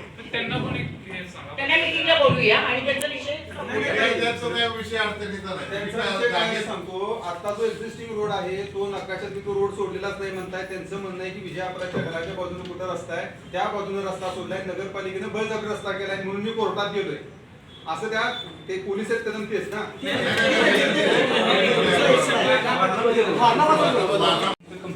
पाठमाच्या बाजून सुटलेले याबद्दल तिथल्या परिसरातल्या नागरिकांनी 2 महिन्यापूर्वी अर्ज पण दिलेला की तो नाका काढून टाका. तिथंच मुख्यमंत्री विद्यालय ते विद्यार्थी त्या ठिकाणी आले संभाव्य धोका होण्याची शक्यता. पावसाळ्यात कधी पडेल कोणाच्या अंगावर पडेल काय सांगता येत नाही. तसं ते नागोबाच्या वाडीवरचं पण आपण जकात नाका आहे त्याचं पण आम्ही पत्र दिलंय परंतु अजून ते काही हलवलेलं नाही कारण तिथं पण ऍक्सिडेंट होण्याची जास्त शक्यता आहे. किती आहे? 2च आहे. हां ज्या लोकांचा कचरा म्हणजे दररोज 100 किलोपेक्षा जास्त आहे त्यांनी ओल्या कचऱ्याची विल्हेवाट स्वतः लावायची असा शासनाने नियम सांगितलेला आहे. म्हणजे त्यांचा कचरा नगरपालिका गोळा करणार नाही किंवा 40,000 लिटर पाण्याचा वापर ज्यांचा आहे आणि 20,000 चौरस मीटरपेक्षा क्षेत्र ज्यांचं आहे त्यांचा निर्माण होणारा ओला कचरा हा त्यांनी स्वतः त्याची विल्हेवाट लावायची किंवा त्यासाठी स्वतः डिकॉम्पोस्टिंगचे पीठ असतील किंवा हे करणं अपेक्षित आहे. याबाबत आपल्या मार्फत सुद्धा जनजागृती होणं अपेक्षित आहे आणि नगरसेवकांचा यामध्ये सहभाग व्हावा यासाठी सुद्धा यामध्ये आता शासनाने पावले उचललेले आहेत. त्यासाठी आपण IEC मार्फत सुद्धा आपण प्रोग्राम राबवतोय की त्या नगरसेवकांच्या मार्फत सुद्धा लोकांना ह्या गोष्टी कळू देत. आणि सेग्रिगेशनच्या बाबतीत सुद्धा आता कालच मी शिवराजला आणि शिवमानेला दोन्ही प्रत्येक गाडीबरोबर फिरायला सूचना दिलेल्या आहेत. त्या प्रभागामध्ये आपल्या मार्फत सुद्धा लोकांना सूचना जाऊ देत. सेग्रिगेशन ऍट सोर्स जर झालं तर आपल्याला तिथं जागेवर आपल्याला ढीग परत साठणार नाही आणि परत आपल्याला तीच परत आणि समस्या आपल्याला निर्माण होणार नाही. साहेब जागृती करणं गरजेचं. पर्यटन विभागाला थोडं हॉस्पिटलला थोडं हिरकणी कक्ष करायच्या हे आहे. महिलांसाठी शौचालय करायचं त्याच्यामध्ये हे आहे. असं प्रत्येक ठिकाणी हे दिले सांगा किती किती ह्याच्यामध्ये आपल्याला स्पर्धात्मक स्वरूपात आपल्याला 1 कोटी रुपये प्राप्त झाले. त्यासाठी आपल्याला विविध निकषामध्ये आपल्याला त्याचं काम करायचं आहे. त्याच्यामध्ये आपल्याला प्रामुख्यानं सार्वजनिक आरोग्यविषयक काम आहे. त्यासाठी आपल्याला महिलांसाठी स्वच्छतागृह उभारणे, केरकणी कक्ष उभारणे ह्या गोष्टी आहेत. स्मशानभूमीचा विकास आहे, त्यासाठी सुद्धा आपल्याला पैसे खर्च करायचे आहेत. तसेच तपासणी शिबिरे, व्याख्याने, लोकजागृती या बाबतीत सुद्धा आपल्याला काम करायचं आहे. वेंडिंग मशीन, इन्सिनरेटर, आता तुम्ही जो म्हटला विषय त्याच्यामध्ये आपल्याला आणखी त्या बाबतीत काही करता आलं इन्सिनरेटरच्या बाबतीत तर आपण त्याच्यामध्ये करू शकतो. तसेच सार्वजनिक ठिकाणी पाण्याच्या व्यवस्थेसाठी सुद्धा आपल्याला त्याच्यामध्ये काम करायचं. असं एकंदरीत आपल्याला सार्वजनिक आरोग्य विषयक जी काम आहेत त्याच्यासाठी 50% मध्ये काम करायचं आहे. आणि पर्यावरण विषयक कामे आहेत त्याच्यामध्ये आपल्याला 50% मध्ये काम करायचं. पर्यावरण विषयक कामामध्ये आपल्याला सोलार बसवणे किंवा आपल्याला लाईट बिल कमी येण्यासाठी आपण काय प्रयत्न करत आहोत या बाबतीत आपण काम करायचं आहे. आणि हेरिटेज वॉक किंवा हेरिटेज साईट ज्या आहेत आपल्याला ऐतिहासिकदृष्ट्या ज्या शहरातील पॉइंट आहेत किंवा तिथं आपल्याला काही आपण विकसित करू शकतो त्या बाबतीत आपल्याला विकसित करायचं आहे. अशा तऱ्हेने आपल्याला एकंदरीत 1 कोटीचं त्याच्यामध्ये निधी प्राप्त आहे. यासाठी आपण आता नियोजन करत आहे. हेरिटेजच्या या माध्यमातून जुनं जे काय आहे हे दाखवण्याच्या माध्यमातून छत्रपती शिवाजी महाराजांचं जे छोटे छोटे जे पहिल्या मीटिंगला फोटो की त्यांच्या जन्मापासूनचं असं म्हणजे आता जे शिवाजी नगर आहे ना त्यामध्ये एका साईडला भरपूर जागा मोकळी आहे त्या वड्याच्या शेजारी. तिथं आपण जर असं शिवसृष्टी म्हणून जे मी म्हटलं होतं ते केलं तर त्यातून अतिशय चांगलं होईल. वडगावात एक चांगलं बघण्यासारखं एक नवीन काहीतरी इश्यू तुम्ही तयार करू शकता.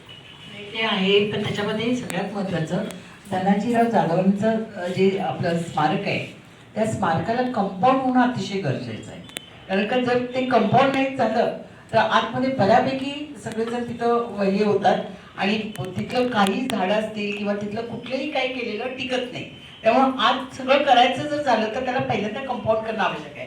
त्यामुळे डोक्यात आहे की ह्याच्यामध्ये कंपाऊंड घेणं गरजेचं वाटायला लागलं. आणि नंतर ज्यावेळी निधी येईल, तुमची सूचना अतिशय चांगली आहे, त्या दृष्टिकोनातून शिवसृष्टी आणि तिथं जागा पण आहे, जो समोर तुमचा ओपन स्पेस आहे त्यामध्ये आपल्याला ते अतिशय छान करता येईल. शिवाजीनगर भागाचं ते पूर्ण एक वैभवशाली ते प्रतीक होईल आणि आपण त्याच्यावरती विचार करतो नक्की आपण कुठल्या ना कुठल्या निधीमध्ये बसूया आणि करूया ते. देशमध्ये आता तुम्ही सूचना माहिती की धनाजीराव जाधव स्मारकला वॉल कंपाऊंड करायचं ते आपण किती कशा पद्धतीने करणार आहे. कारण काय झालं पुढे जे आपण इन्व्हेस्टिगेशन केलेलं आहे दगडीमध्ये केलेलं आहे तशा दृष्टीने ते व्हावं म्हणजे त्या मागचं तेवढं बजेट नाहीये, तेवढं बजेट नाही. माहिती आहे का साधं कंपाऊंड केलं तर त्याचा लुक जाईल. ग्लायडिंग करूया. तेवढं पण आपल्याला शक्य होणार नाही. आपल्याला सद्यस्थितीमध्ये बंदिस्त करून घेणं गरजेचं आहे. काय करूया, पहिल्यांदा साधं कंपाऊंड करून घेऊया बंदिस्त करणे आणि नंतर त्यालाच वरती प्लॅनिंग करायचं ना, दगडाचं प्लॅनिंग करायचं. तुम्ही काय करायचं पत्र मारून घेतला तर चालेल, पण कसं आहे दगडाचा निधी वापरला परत आपल्याला जो शासनाकडे निधी खर्च करता येणार नाही.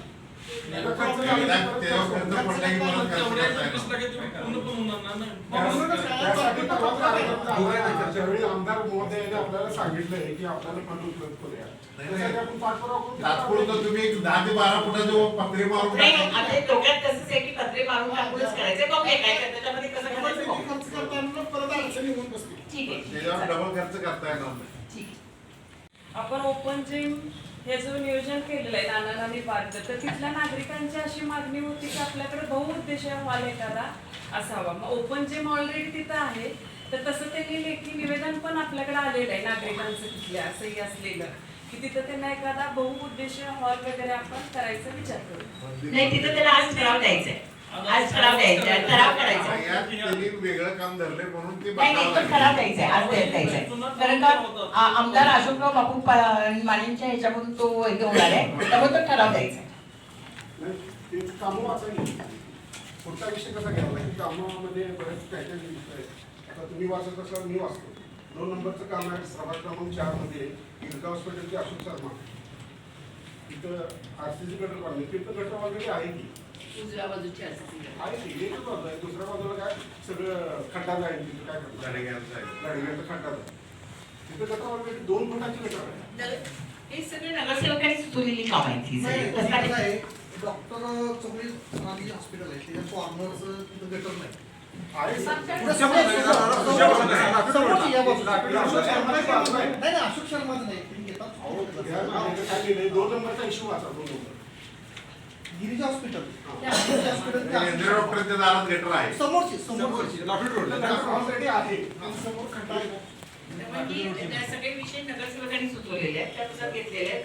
डावं उजवं थोडंसं प्लेटिंग मिस्टेक मला काय म्हणाले होते की थोडंसं या विषयावर मला असं बोलायचं होतं की सभागृहामध्ये ज्यावेळी आम्ही निवडून येतो त्यावेळी त्या लोकांनी आम्हाला निवडून दिलेलं असतं, तर त्यामध्ये तुम्ही आम्हाला पण विश्वासात घ्यायला काय हरकत नाही आहे. आता आपण वडगावच्या विकासासाठी हा सभागृह आहे. असं नाही की दरवेळी ते राजकारण त्यामध्ये घालायची काही गरज नाही. ज्यावेळी सभागृहामध्ये इथं बसतो ना त्यावेळी एकमेकाचे द्वेष, एकमेकाचे काय इश्यू असतील ते बाजूला ठेवून तुम्ही जर एकत्रपणे आम्हाला घेतलं तरी आम्हाला काय अडचण नाही त्या सगळ्या. त्याच्यासाठी सांगितलं तर 15 दिवसातून आपण एक मिटिंग आयोजित करू. त्या मिटिंगला सगळे विषय घेऊ, प्रत्येकाच्या ह्याच्यातले घेऊया आणि ते मेन ह्याच्यामध्ये ठेवून देऊया. जरा नजरिया बदलूया. नजरिया कोणाला बदलायला लागेल, 100% बदलूया. आम्ही सांगतोय ना, आम्ही सांगतोय आमचा काय उद्देश आहे सांगायचा. आज नाश्त्याला थांबा तुम्ही. आज नाश्त्याला थांबा. किंवा आता अजून बरेच विषय आहेत. नाही, आता एक काम करूया, बरेच विषय आहेत अजून, तरी आपल्याला अजून डॉक्टरांनी कंपाऊंड बांधलं तिथे, त्याच्या पुढे गेली झाडं लावले आणि त्याच्या पुढे आता गटर करणार का तुम्ही? तिथे गटर नाही करायचे, करायला काय हरकत नाही, पण ते करताना किती इश्यू येणार आहे. रस्ता एकदम छोटा होईल आणि रस्ता लहान होणार. अंडरग्राऊंड तेवढीच ड्रेनेज अंडरग्राऊंड होते का बघूया. नाही, पूर्ण त्यांचं जिथपर्यंत इश्यू आहे ना तिथपर्यंत त्यांनी ते केलेलं आहे. मग ते काढणार का कसं आपण काय करूया, ते अंडरग्राऊंड करायचं हे करूया. अभिजित गटर करूया म्हणून माझं म्हणणं तुमच्या लक्षात आलं का? त्यांचं कंपाऊंड आहे, ते कंपाऊंडला लागून त्यांनी थोड्याच्या बाजूला झाडं लावले. त्याला जवळजवळ 3 ते 4 फूट ते रस्त्यावर झाडं आहेत त्यांची. झाडं म्हणजे त्याला त्यांनी हेच केलंय, विटा बांधून ते पूर्ण कम्प्लीट केलं. मग आता तुम्ही जी गटर घेणार त्याच्या पुढे घेणार का? नाही, झाडाचे तिथे घेऊया, त्यांना रिक्वेस्ट करूया की झाडाच्या खालून तुम्ही हे करा आणि वरती झाडं येऊ देत. अंडरग्राऊंड घ्यायला मी रिक्वेस्ट करू की आपण सगळेजण नगरसेवक त्यांना एक चहाचा कार्यक्रम ठेवायला जाऊया आणि जाऊया त्यांच्याकडे. गटर बांधकाम करणे. 28 वडगाव नगर परिषद हद्दीतील प्रभाग क्रमांक 2 सतीश टोपदर्ले ते गणेश गायकवाड घर आरसीसी गटर बांधकाम करणे. 29 वडगाव नगर परिषद हद्दीतील प्रभाग क्रमांक 2 ओएसिस कॉलनी अंतर्गत आरसीसी गटर बांधकाम करणे. 30 वडगाव नगर परिषद येथील प्रभाग क्रमांक 2 किनी रोड स्मशानभूमी ते माळी घर पर्यंत रस्ता डांबरीकरण करणे व रस्ते असा घेतलाय की गटर दुरुस्ती करणे. म्हणजे आपल्याला तिथं गल्ली क्रमांक 2 मध्ये जे नवीन आता जे कॉम्प्लेक्स वाले तिथे पण आहे हा विषय, तर तुम्ही तिथं काय करणार आहे? आता नेमकं काय दुरुस्ती करायची का नवीन करायची? आता कसं आहे, हे सगळे ठराव मागून घेतलेले आहेत. हे ठराव ह्याच्यासाठी मागितले की डीपीसी मधून ज्यावेळी फंड येतील त्यावेळी ही चर्चा होईल. ज्यावेळी या कामाची चर्चा होईल त्यावेळी 100% तुम्हाला बोलून तिथल्या नागरिकांना बोलून हा विषय क्लिअर करायला येईल. म्हणजे डायरेक्ट काम हा कधीच चालू होणार नाही, तुम्ही ती काळजी सोडा. आता तुम्हाला लक्षात येईल की पुढच्या 4 नंबरची कामं असतील, 10 नंबरची कामं असतील, 1 नंबरची कामं असतील, तर तिथल्या उद्देश आहे. पण बघूया त्यांना कसं ऍडजस्ट करायचं. त्यामुळं अण्णा तुम्ही काळजी करू नका, तुम्ही 5 वर्षात सभागृहामध्ये राहणार आहात. मला असं म्हणायचं आहे, आमचा माणूस आहे मागण्यात म्हणून पाहिजे आहे खरोखर 5 वर्ष का तसं म्हटल्यामुळे लवकर जाईल.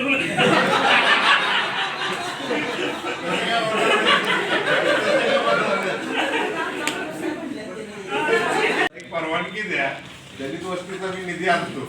दलित संधी सरांनी परवानगी दिली तर माझा नाही 8 नंबर मध्ये पण काम नाहीये. 8 आणि 10 नंबरच्या सगळ्या म्हणजे माझ्या सगळ्याच नगरसेवकांना विनंती आहे त्यांनी आपापल्या वॉर्डवरती कामं आपापलं सगळं हे करावं आणि आमदारांच्याकडे ते सगळे पैसे आणावे आणि ती करून घ्यावी. परवानगी तशी द्या. आहे परवानगी आहे. तुमच्या नावावर तुम्ही ठराव कसे करावा? नाही, याच्यामध्ये काय झालेलं आहे की सगळ्यांनीच प्रयत्न केले. 2011 पासून हा विषय सगळ्यांना माहिती आहे की हा प्रलंबित राहिलेला विषय आहे. त्याच्यामध्ये 50% जागा ही वडगाव नगरपालिकेच्या नावावर आहे आणि 50 मूळ मालक अजूनही शासन आहे. नाही एक मिनिट ह्याच्यात आहे भोगोलदार म्हणून आहे जिल्हा परिषद आणि नगरपालिका. नाही तुम्ही कलेक्टरांच्याकडे गेल्यानंतर तुम्हाला कलेक्टर साहेबांनी काय सांगितलं या जागेबद्दल जरा सांगा. नाही बरोबर आहे त्यांचं. की अशा दोन वेगवेगळ्या प्रकारच्या जागा होत्या. एक आपली हॉस्पिटलची जागा आणि दुसरी शाळेची जागा. ती शाळेची जागा तिने आपल्या आहे असं हस्तांतर करून घेतलं. सॉरी, ते तर डेव्हलप झाली ती. कलेक्टर साहेबांनी सांगितलं की ही जमीन तुम्ही, ही जागा आहे तेव्हा तुम्ही डेव्हलप करू शकता. तसं त्या पद्धतीने आपल्याला पत्रव्यवहार करायला लागेल. कसं आहे, हा ठराव चुकीचा होऊन बसेल. तुम्ही नावावर होती जागा आणि परत विषय पत्रिकेवर घ्या ना. जागा आपल्या नावावर नाही, आपण ठराव दुसऱ्या जागेचा करू शकतो. साहेबांच्याकडे ज्यावेळी मीटिंग झाली त्यावेळेला हा विषय आला की जागा नावावर नाही आहे. त्यांनी सांगितलं प्रस्ताव पाठवा. आपण प्रस्ताव पाठवलाय, अबगडमध्ये प्रस्ताव पाठवलाय. नाही, त्यावेळेलाच हा विषय झाला. आम्हाला आता डेव्हलप करायचे. आता डेव्हलप करायचं असेल तर काय काय करायला पाहिजे. तर कलेक्टर साहेब म्हणजे मी एनओसी देतो, तुम्ही डेव्हलपमेंटसाठी आम्हाला एवढी गडबड का? विषय जर आपण ठराव करू नका साहेब. चुकीचं नाही होत. नाही, जागा मालकच आपण नाही, तुम्ही ठराव कसा करला? 100% चुकीचा ठराव. 100% यात आपण बॉडी अडचणीत येईल. आणि तुमची टिप्पणी चुकीची आहे साहेब. तुम्ही पण टिप्पणी चुकीची दिली आहे. कशी टिप्पणी दिली साहेब? त्याच्यामध्ये आपलं नाव आहे ना, आपलं नाव आहे. नाही बोगडदार आहे तुम्ही. नाही, वडगावच्या जनतेचा तुम्ही घोर हे करायला चुकीचं करायला सांगताय का? मुळात आता जे गायकवाड साहेबांनी सांगितलं तो विषय, आपण त्या जागेला ज्यावेळी आपलं नाव लावून घ्यायचं आहे त्याच्या बदला जवळजवळ 40 गुंठ किंवा काय किती आकडा मी नक्की सांगितलं. हा ठराव चुकीचा झाला हे मी म्हणतो, कारण की आपली जागा आपण का द्यायला लागलोय? ही जागा द्यायचा काहीच संबंध नाही आहे. ही जागा आहे मूळ मालक सरकार. मग तुम्ही ही जागा देऊन ती जागा देऊन ही जागा का घेत होता? ती जागा द्यायचा विषयच नव्हता. ही जागा द्यायची. त्या तिथे जनरल बॉडीमध्ये जिल्हा परिषदचे जे सदस्य आहेत ते म्हणतात की आमची जागा आम्ही का? जिल्हा परिषदेचा विषयच येत नाही याच्यामध्ये. जिल्हा परिषदेचं नाव आहे, जिल्हा परिषदेचं नाव आहे, पण मूळ मालक सरकार असल्यामुळे कलेक्टर साहेब ठरवू शकते त्याच्यामध्ये काय करायचं. आदेश आहे कसा आपल्याकडे? आदेश विषय चर्चा मीटिंग मध्ये विषय झाल्यानंतरच आम्ही हा विषय घेतला. नाही, चर्चा झाली ठीक आहे. तुमच्याकडे आदेश आहे का तसा? आम्ही आता ठराव घेऊन विदाउट आदेशाच्या तोंडी आदेशाने तुम्ही विषय घेऊ शकताय का? त्याचा विषय नाही. असं नाही, तसा विषय काय असं नाही साहेब. कोणताही शेवट वडगावकर मी एक आहे.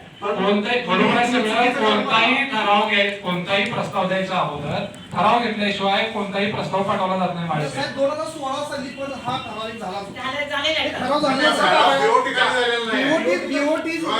ठराव जागा करा म्हणून ठरवला. बीओटीवर करावं हे ठराव झालेला आहे. 2011च्या बॉडी तुमच्या बॉडीचा 14च्या बॉडी झालेला आहे. आणि आता आम्ही परवा त्यापेक्षा माझं मत असं आहे की वडगाव नगरपालिकेकडे जागाच नाही आहे मुळात, आणि एवढी प्राईम लोकेशन आहे. आज तुम्ही म्हणता की ती जागा का बदलात दिली? आज त्या जागेच्या बदला आणि ह्या जागेबद्दल ही व्यापारी जागा आहे, ती कमर्शियल आहे. त्या व्यापारी दृष्टिकोन ठेवतोय साहेब. ऐकावं लागेल तुम्हाला, माझं ऐकावं लागेल आधी. तुम्ही जो व्यापारी दृष्टिकोन आहे आमचा, वडगाव हे व्यापारी गाव आहे आणि व्यापाऱ्यांना तुम्ही वेटेज धरू नका. असा तुम्ही कुठल्या तर चुकीचा हा ठराव करू नका. मी माझं फक्त म्हणणं मांडायला लागलोय, मी प्रशासनाची बाजू मांडायला लागलोय. तुम्ही आरोप करताय या बाबतीत फक्त मी बोलतोय. तुम्ही जो आरोप केला हे पूर्णपणे चुकीचा आहे. मी फक्त एवढं फक्त तुम्हाला या बाबतीत का सांगा बरोबर बोललो काल रात्रीपासून. सगळ्यांनी सांगितलं की तो ठराव घेऊ शकत नाही तुम्ही. प्रस्ताव ऐकून घ्या की माझं. कलेक्टर साहेबांच्यावर जी चर्चा झाली त्यावेळेला जी चर्चा झाली त्यामध्ये जी चर्चा झाली त्यांनी जे सांगितलं त्या पद्धतीने तुम्ही या बाबतीत जर समजा काय असं अडचण असेल तर तुम्ही कलेक्टर साहेबांच्याकडे मांडा. माझी काही अडचण नाही. तुम्ही शासनाचे प्रतिनिधी आहे. 100% मी तेच सांगालोय. कलेक्टर साहेबांचा अधिकार आहे, मूळ मालक सरकार आहे. त्यांनी सांगितलं की ते आम्ही एनओसी द्यायला तयार आहे. साहेब तुम्ही असं करा, कलेक्टरचा आदेश प्राप्त करा ही जागा तुम्हाला दिली म्हणून, आणि त्यानंतर तुम्ही हा प्रस्ताव ठेवा. आणि त्याच्यापेक्षा बीओटीचा जीआर सगळ्या सदस्यांना वाचायला द्या. हा बीओटीचा जीआर यात अटी शर्ती बघा. एवढं सोपं नाही आहे. 1926 रोजी हा जीआर निघाला. त्यामध्ये लेटेस्ट जीआर आहे. अधिकार बॉडीला काही त्यात शिल्लक ठेवलेलं नाही. सगळं शासकीय अधिकाऱ्यांच्यावर डिपेंड आहे. यात सदस्याचं नाव सुद्धा नाही. कोणताही प्रस्ताव करायला असेल स्थानिक स्वराज्य संस्थेमध्ये ठराव घेतल्याशिवाय पुढे प्रस्ताव जातो. म्हणूनच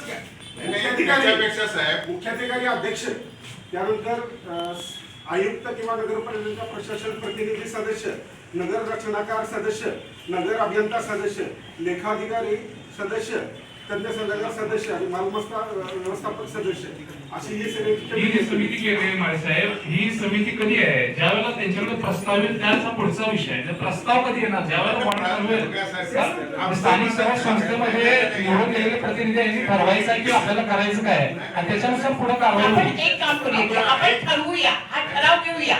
नको ठराव करू नका ताई. हा ठराव करा. मी पण त्या कलेक्टर साहेबांच्या मीटिंग नव्हते, मी नव्हते तिथं, पण मी ऐका ना प्लीज 2 मिनिटं. हा ठराव करूया. आपण शासनाच्या कलेक्टरांच्याकडे आपण परत सगळेजण जाऊया आणि त्यांना त्यांच्या म्हणण्याप्रमाणे सांगूया की आम्ही हा निर्णय घेतलेला आहे, त्यांना सांगून हे करूया आणि ठराव ठरवून पुढे जाऊया आपण. बीओटीचा ठराव तुम्ही करू नये असं माझं प्रामाणिक मत आहे. नाही, सगळ्यात महत्वाचं काय आहे, बीओटीच्या तत्वावर जर केलं तर आमचं एक धोरण काय आहे की तिथं जे असणारे गाळेधारक आहेत त्यांना आपण तिथल्या गाळेधारकांना आपण गाळ देऊ शकणार आहे. जर नवीन प्रोजेक्ट केला तर तुम्ही लिलाव पद्धत होणार. लिलाव पद्धतीने काय होणार, ज्याचा गाळा आहे त्याला आपण देऊ शकणार आहे का? नाही, आपण एक ठराव करायला काय अडचण, आपण ठराव करू बीओटी तत्वावर त्या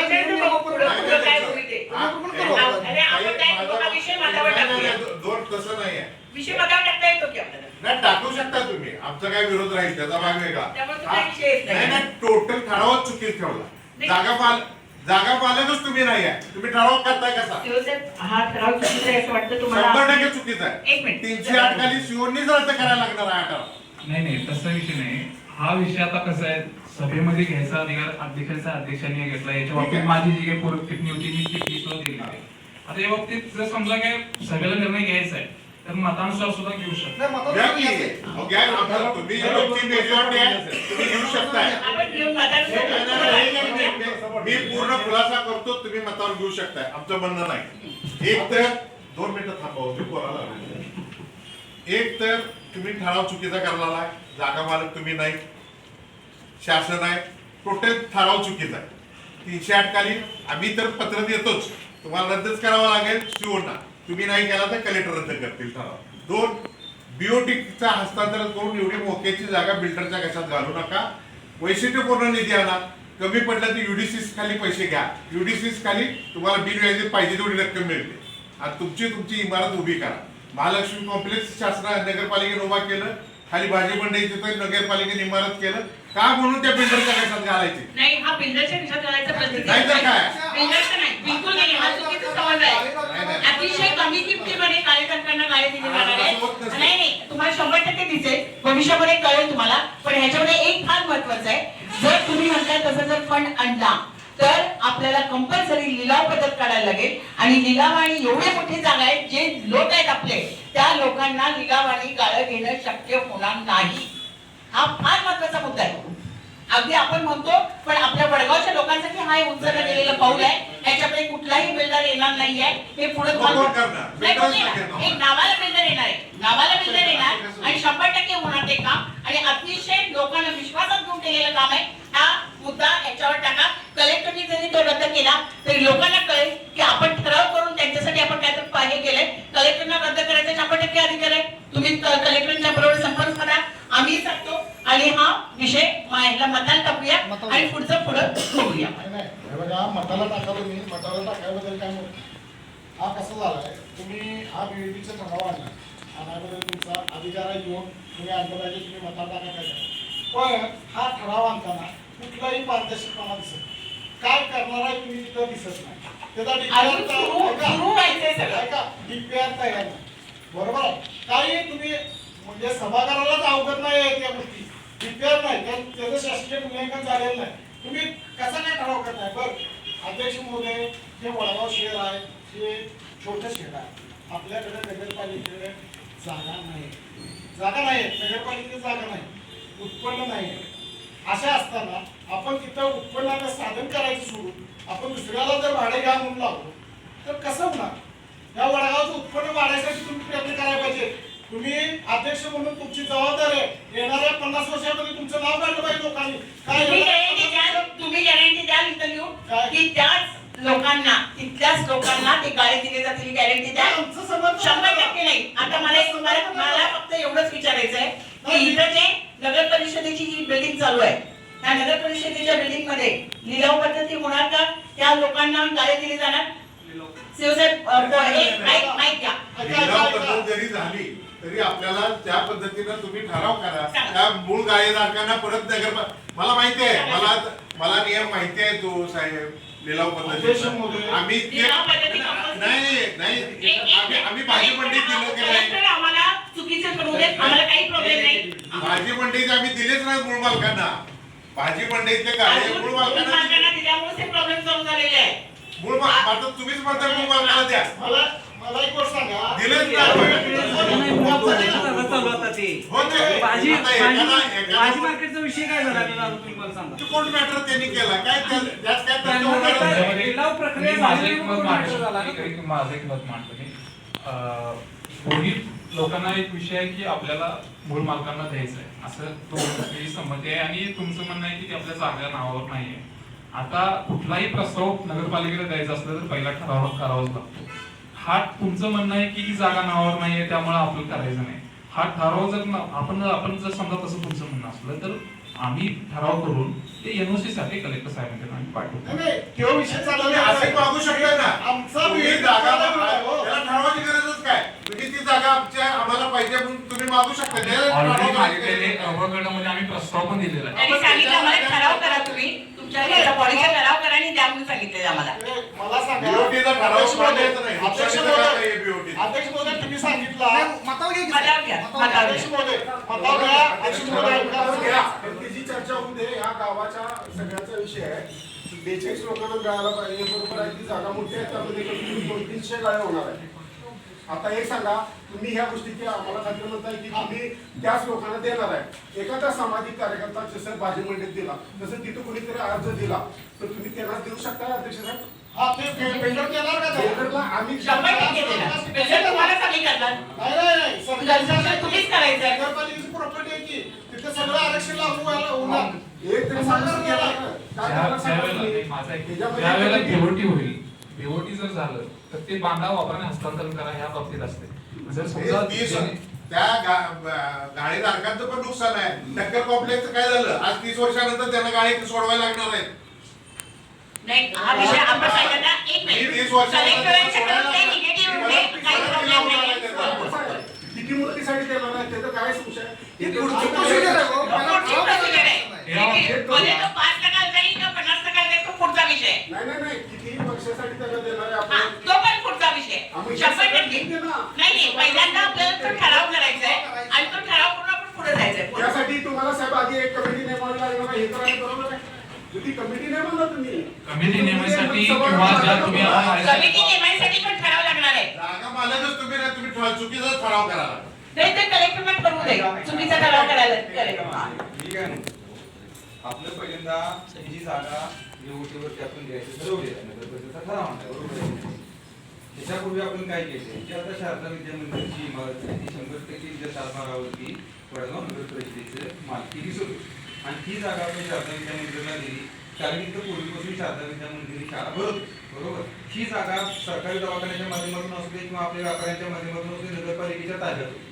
ज्यावेळेला ती जागेची इमारत तिचं काहीतरी कोटी काय निधी लागला आणि ती इमारत तयार झाली, ती इमारत तिथे आपण त्यांना एनओसी देत असताना नगर परिषदेनं आपण त्यांना काय सांगितलं होतं की ह्यातला तुमचा जो अधिकार आहे तुम्ही विड्रॉ करू, बरोबर. त्याच्यानंतर आपल्याला जमीन मिळणार होती. आता ही कमर्शियल व्हॅल्यू आहे, आपले व्यापारी आहे, सगळं बरोबर आहे. बीओटीच्या तत्वाचं आपण जेव्हा हे घेऊन पुढे जाणार आहे प्रस्ताव, तेव्हा आता साहेब तुम्ही आम्हाला काय सांगितलं की आमचं जिल्हाधिकारी साहेबांच्या बरोबर चर्चा झालेली आहे. जिल्हाधिकारी साहेबांनी सांगितलं आहे की तुम्हाला या ठिकाणी हा जो प्रस्ताव आहे तो पुढे घेऊन जाण्यास कुठली हरकत नाही. तर ठराव करताना जिल्हाधिकारी साहेबांनी जर तुम्हाला जर सांगितलं असेल तर त्यांना कोट करायला ते ठराव आहे आणि त्या पाठवून जिल्हाधिकारी साहेबांकडे जर तुम्ही तेवढा कॉन्फिडंट असाल ठीक आहे. तसाच कोट करून देऊया, काही प्रॉब्लेम नाही, तसाच केला जाईल. बीएटीचा जो आता सभागृहापुढे तुम्ही म्हणजे मोगम ठराव आणलाय बीएटीचा, बरोबर आहे. त्यामुळे कुठला मसुदा तुमचा तयार नाही, काही एक्सप्लेनेशन नाही. उद्या जर तिथल्या व्यापाऱ्यांचं नुकसान झालं तर याला जबाबदार कोण? आपण बॉडीला त्या काळापर्यंत दोष देत नसतील. बीईटी तत्व दिली त्यावेळेला त्या अधिकार सगळं त्या बिल्डरचा राहणार आहे, तिची मेंटेनन्स बिल्डरचा राहणार आहे. उद्या जर बिल्डरनं मेंटेनन्स नाही केला किंवा काय झालं तर त्याला जबाबदार. तर आमचं असं मत आहे की बीईटीचा ठराव करून ये, शासनाच्या योजनेतून करावं, आमचा त्याला विरोध राहील. ठीक आहे, तुम्ही आपण एक हे घेऊया, मतावर टाकूया. सरकार आहे आज केंद्र शासन राज्य इथं सगळीकडे आम्ही स्वतः तुमच्याबरोबर यायला तयार आहे. तुम्हाला लागेल तेवढा फंड आपण तिथून काढून आणूया. काय काही पद्धती मेडिसिक्स खाल्लं पैसे देऊ आपण आणि आपण स्वतः करूया ना. अध्यक्ष महोदय नाही कबूल आहे, पण हा पहिल्यांदा आज ठराव करून आपण समजा त्यांनी कॅन्सल केला तर तुमच्या म्हणण्याप्रमाणे जाऊया. विषय आम्हाला त्याच्यामध्ये काही नाही, ठीक आहे. कॅन्सल कलेक्टरनी कॅन्सल करू दे आणि गावाच्या हितासाठीच चाललंय. हे संपूर्ण गावाच्या हितासाठी आहे. गावाला पूर्ण विश्वास आहे, गावाला आहे विश्वास आणि त्यामुळे होणार मतावर टाकूया आणि विषय घेऊन टाकूया.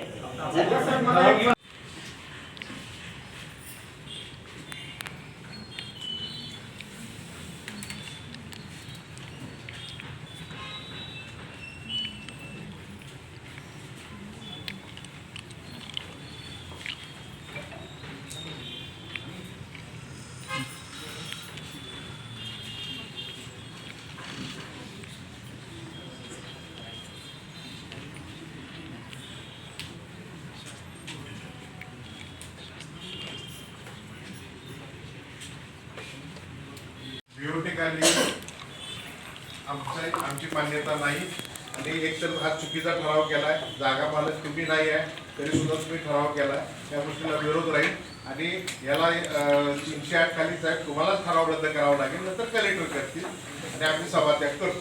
बीओटीला आमचा 100% विरोध.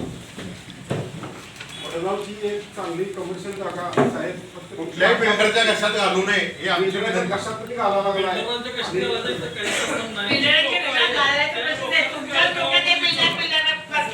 त्यामुळे त्यांनी कन्स्ट्रक्शन करतात त्या लोकांच्या बसले ते बिल्डर म्हणून कळेल लोकांना की कसा ते ठराव होणार आहे काय होणार आहे.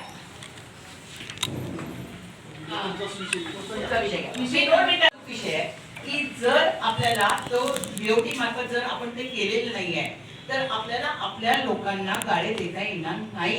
आणि ह्याच्यामध्ये तुम्हाला भविष्यामध्ये दिसेल की 1 रुपये सुद्धा त्या गाळेधारकांच्याकडून एक्स्ट्रा न घेता अतिशय व्यवस्थित नियोजनपूर्वक म्हणजे विरोधकांनाही समाविष्ट करून घेऊन वडगावमध्ये हे संकुल उभं राहणार म्हणजे राहणार.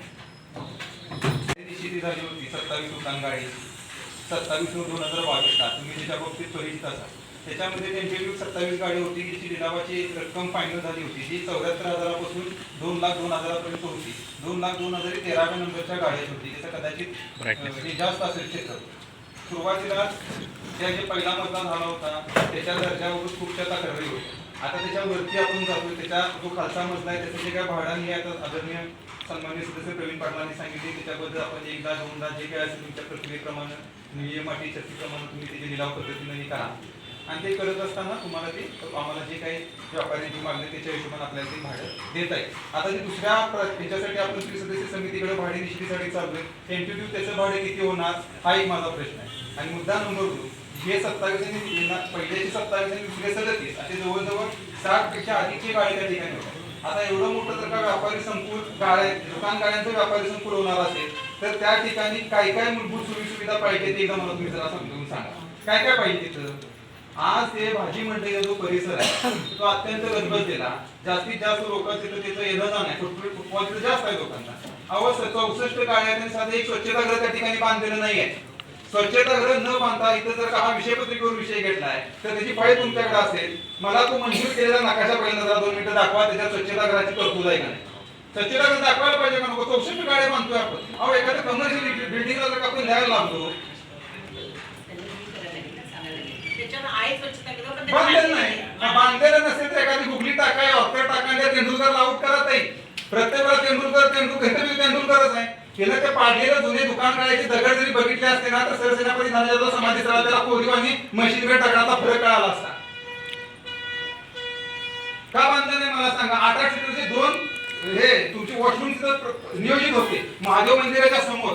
एक वॉशरूम जर का 8 सीटचं करायला गेला साहेब मला माहिती पाहिजे 18 का 19 लाख रुपये डीएसआर आहे. बरोबर आहे की नाही. पण 36 लाख रुपये कोण घेऊन गेलं. वॉशरूम नाही कसं मला सांगा. 64 दुकान गाड्यांच्या व्यापारी संकुलामध्ये तुम्ही वॉशरूमची तरतूद करत नाही म्हणजे त्यांना आपण हे करूया की उद्या जर का एखादा गाडीधारक गाळा घ्यायसाठी आला तर तो पहिला मूलभूत सुविधा काय बघणार. मला तिथं येणाऱ्या माझ्याकडे येणाऱ्या गिराईकाला तिथं जाऊन बाबा वॉशरूमची सुविधा आहे का नाही बेसिक गरज आहे ती तुम्ही दाखवत नाही बांधत नाही. नोटीस पाठवून त्यांना बांधायला लावूया कंपल्सरी दुसरी वॉशरूम गोष्ट, बांधायला. तिथं का नाही सेप्टिक टँक बांधलाय का बघा, आणि त्याचा महालक्ष्मी मंदिर सारखं वर बाथरूम आहे, खाली सेप्टिक टँक आहे, सेप्टिक टँक काय बांधून ठेवलाय का बघा परत. आणि जरा लक्ष द्या, हो लक्ष द्या. 64 गाड्यांचा नगरपालिकेचा 1,57,00,000 रुपये निधी खर्च आलेला आणि 1,41,00,000 रुपये खर्ची पडलेला हा प्रकल्प आहे. तुम्ही लक्षात घ्या, किमान खर्च आहे. लक्षात आलं पाहिजे ना आपल्याला, सहज गेलं तरी लक्षात आलं पाहिजे.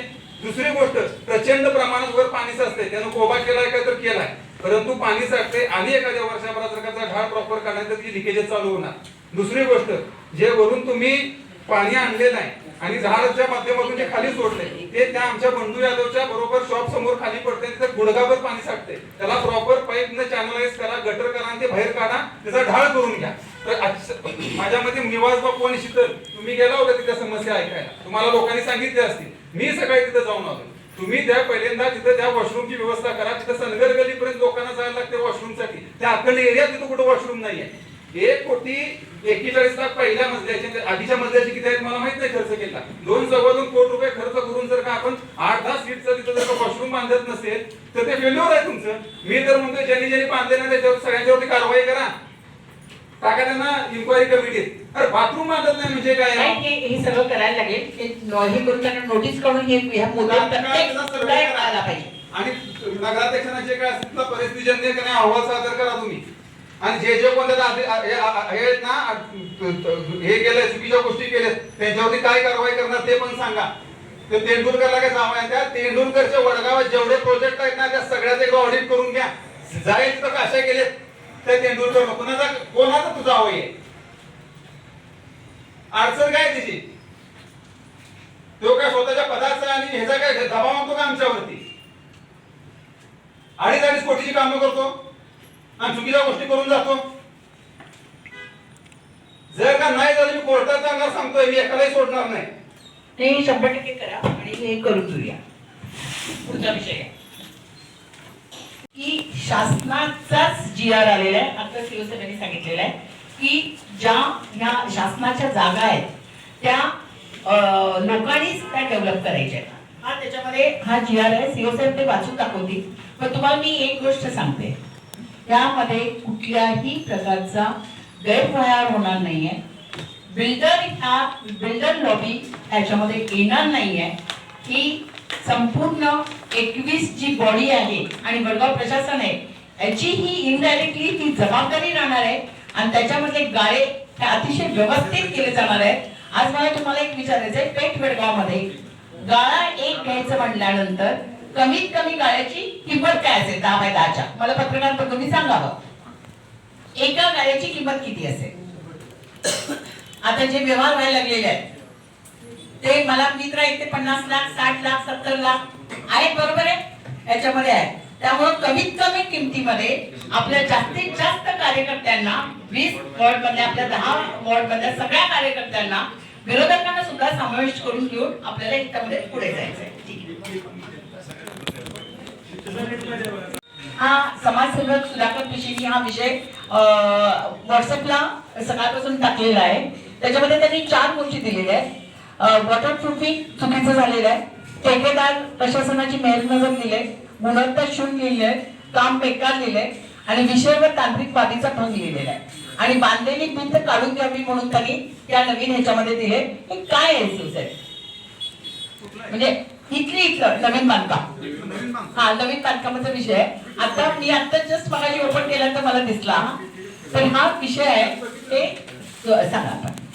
आता त्याच्यामध्ये काय असं काय मला दिसून येत नाही. काय चुकीचं आहे ते त्यांनी पर्टिक्युलर सांगावं, त्याच्यावर आम्ही हे करू. चुकीचं काहीच नाही. जे पर्टिक्युलर काय असेल तर सांगू. मागची आपली सभा झाली त्यानंतर आवडेचा स्वतः आलेले, अण्णा स्वतः आलेले, आम्ही स्वतः पाहणी केली. चुकीचं मी म्हणून लिहिलेलं आहे. काही कामाच्या गुणवत्तेबाबत काही अडचण नाही. अध्यक्ष मॅडम कामाला वेळ लावतो तो टाइम हे पूर्णपणे सत्य आहे, पण कामात काय म्हणजे गुणवत्ता जर वॉटरप्रूफिंग चुकीचं वगैरे झालं असं काही झालेलं नाही. थोडेफार आता बीम मध्ये थोडेफार हे झाले म्हणजे हनी कॉम्बिंग झालेले आहे. ते हनी कॉम्बिंग त्यांना दुरुस्त करायला लावलेले. बाकी गुणवत्तेबाबत तर काही नाही, फक्त तो स्पीड कमी करतो. त्याचं स्पीड कामाचं स्पीड कमी आहे पण गुणवत्ता व्यवस्थित आहे का? शिवराज न्यूजसाठी मुख्य संपादक सचिन देसाई, पेठ वडगाव.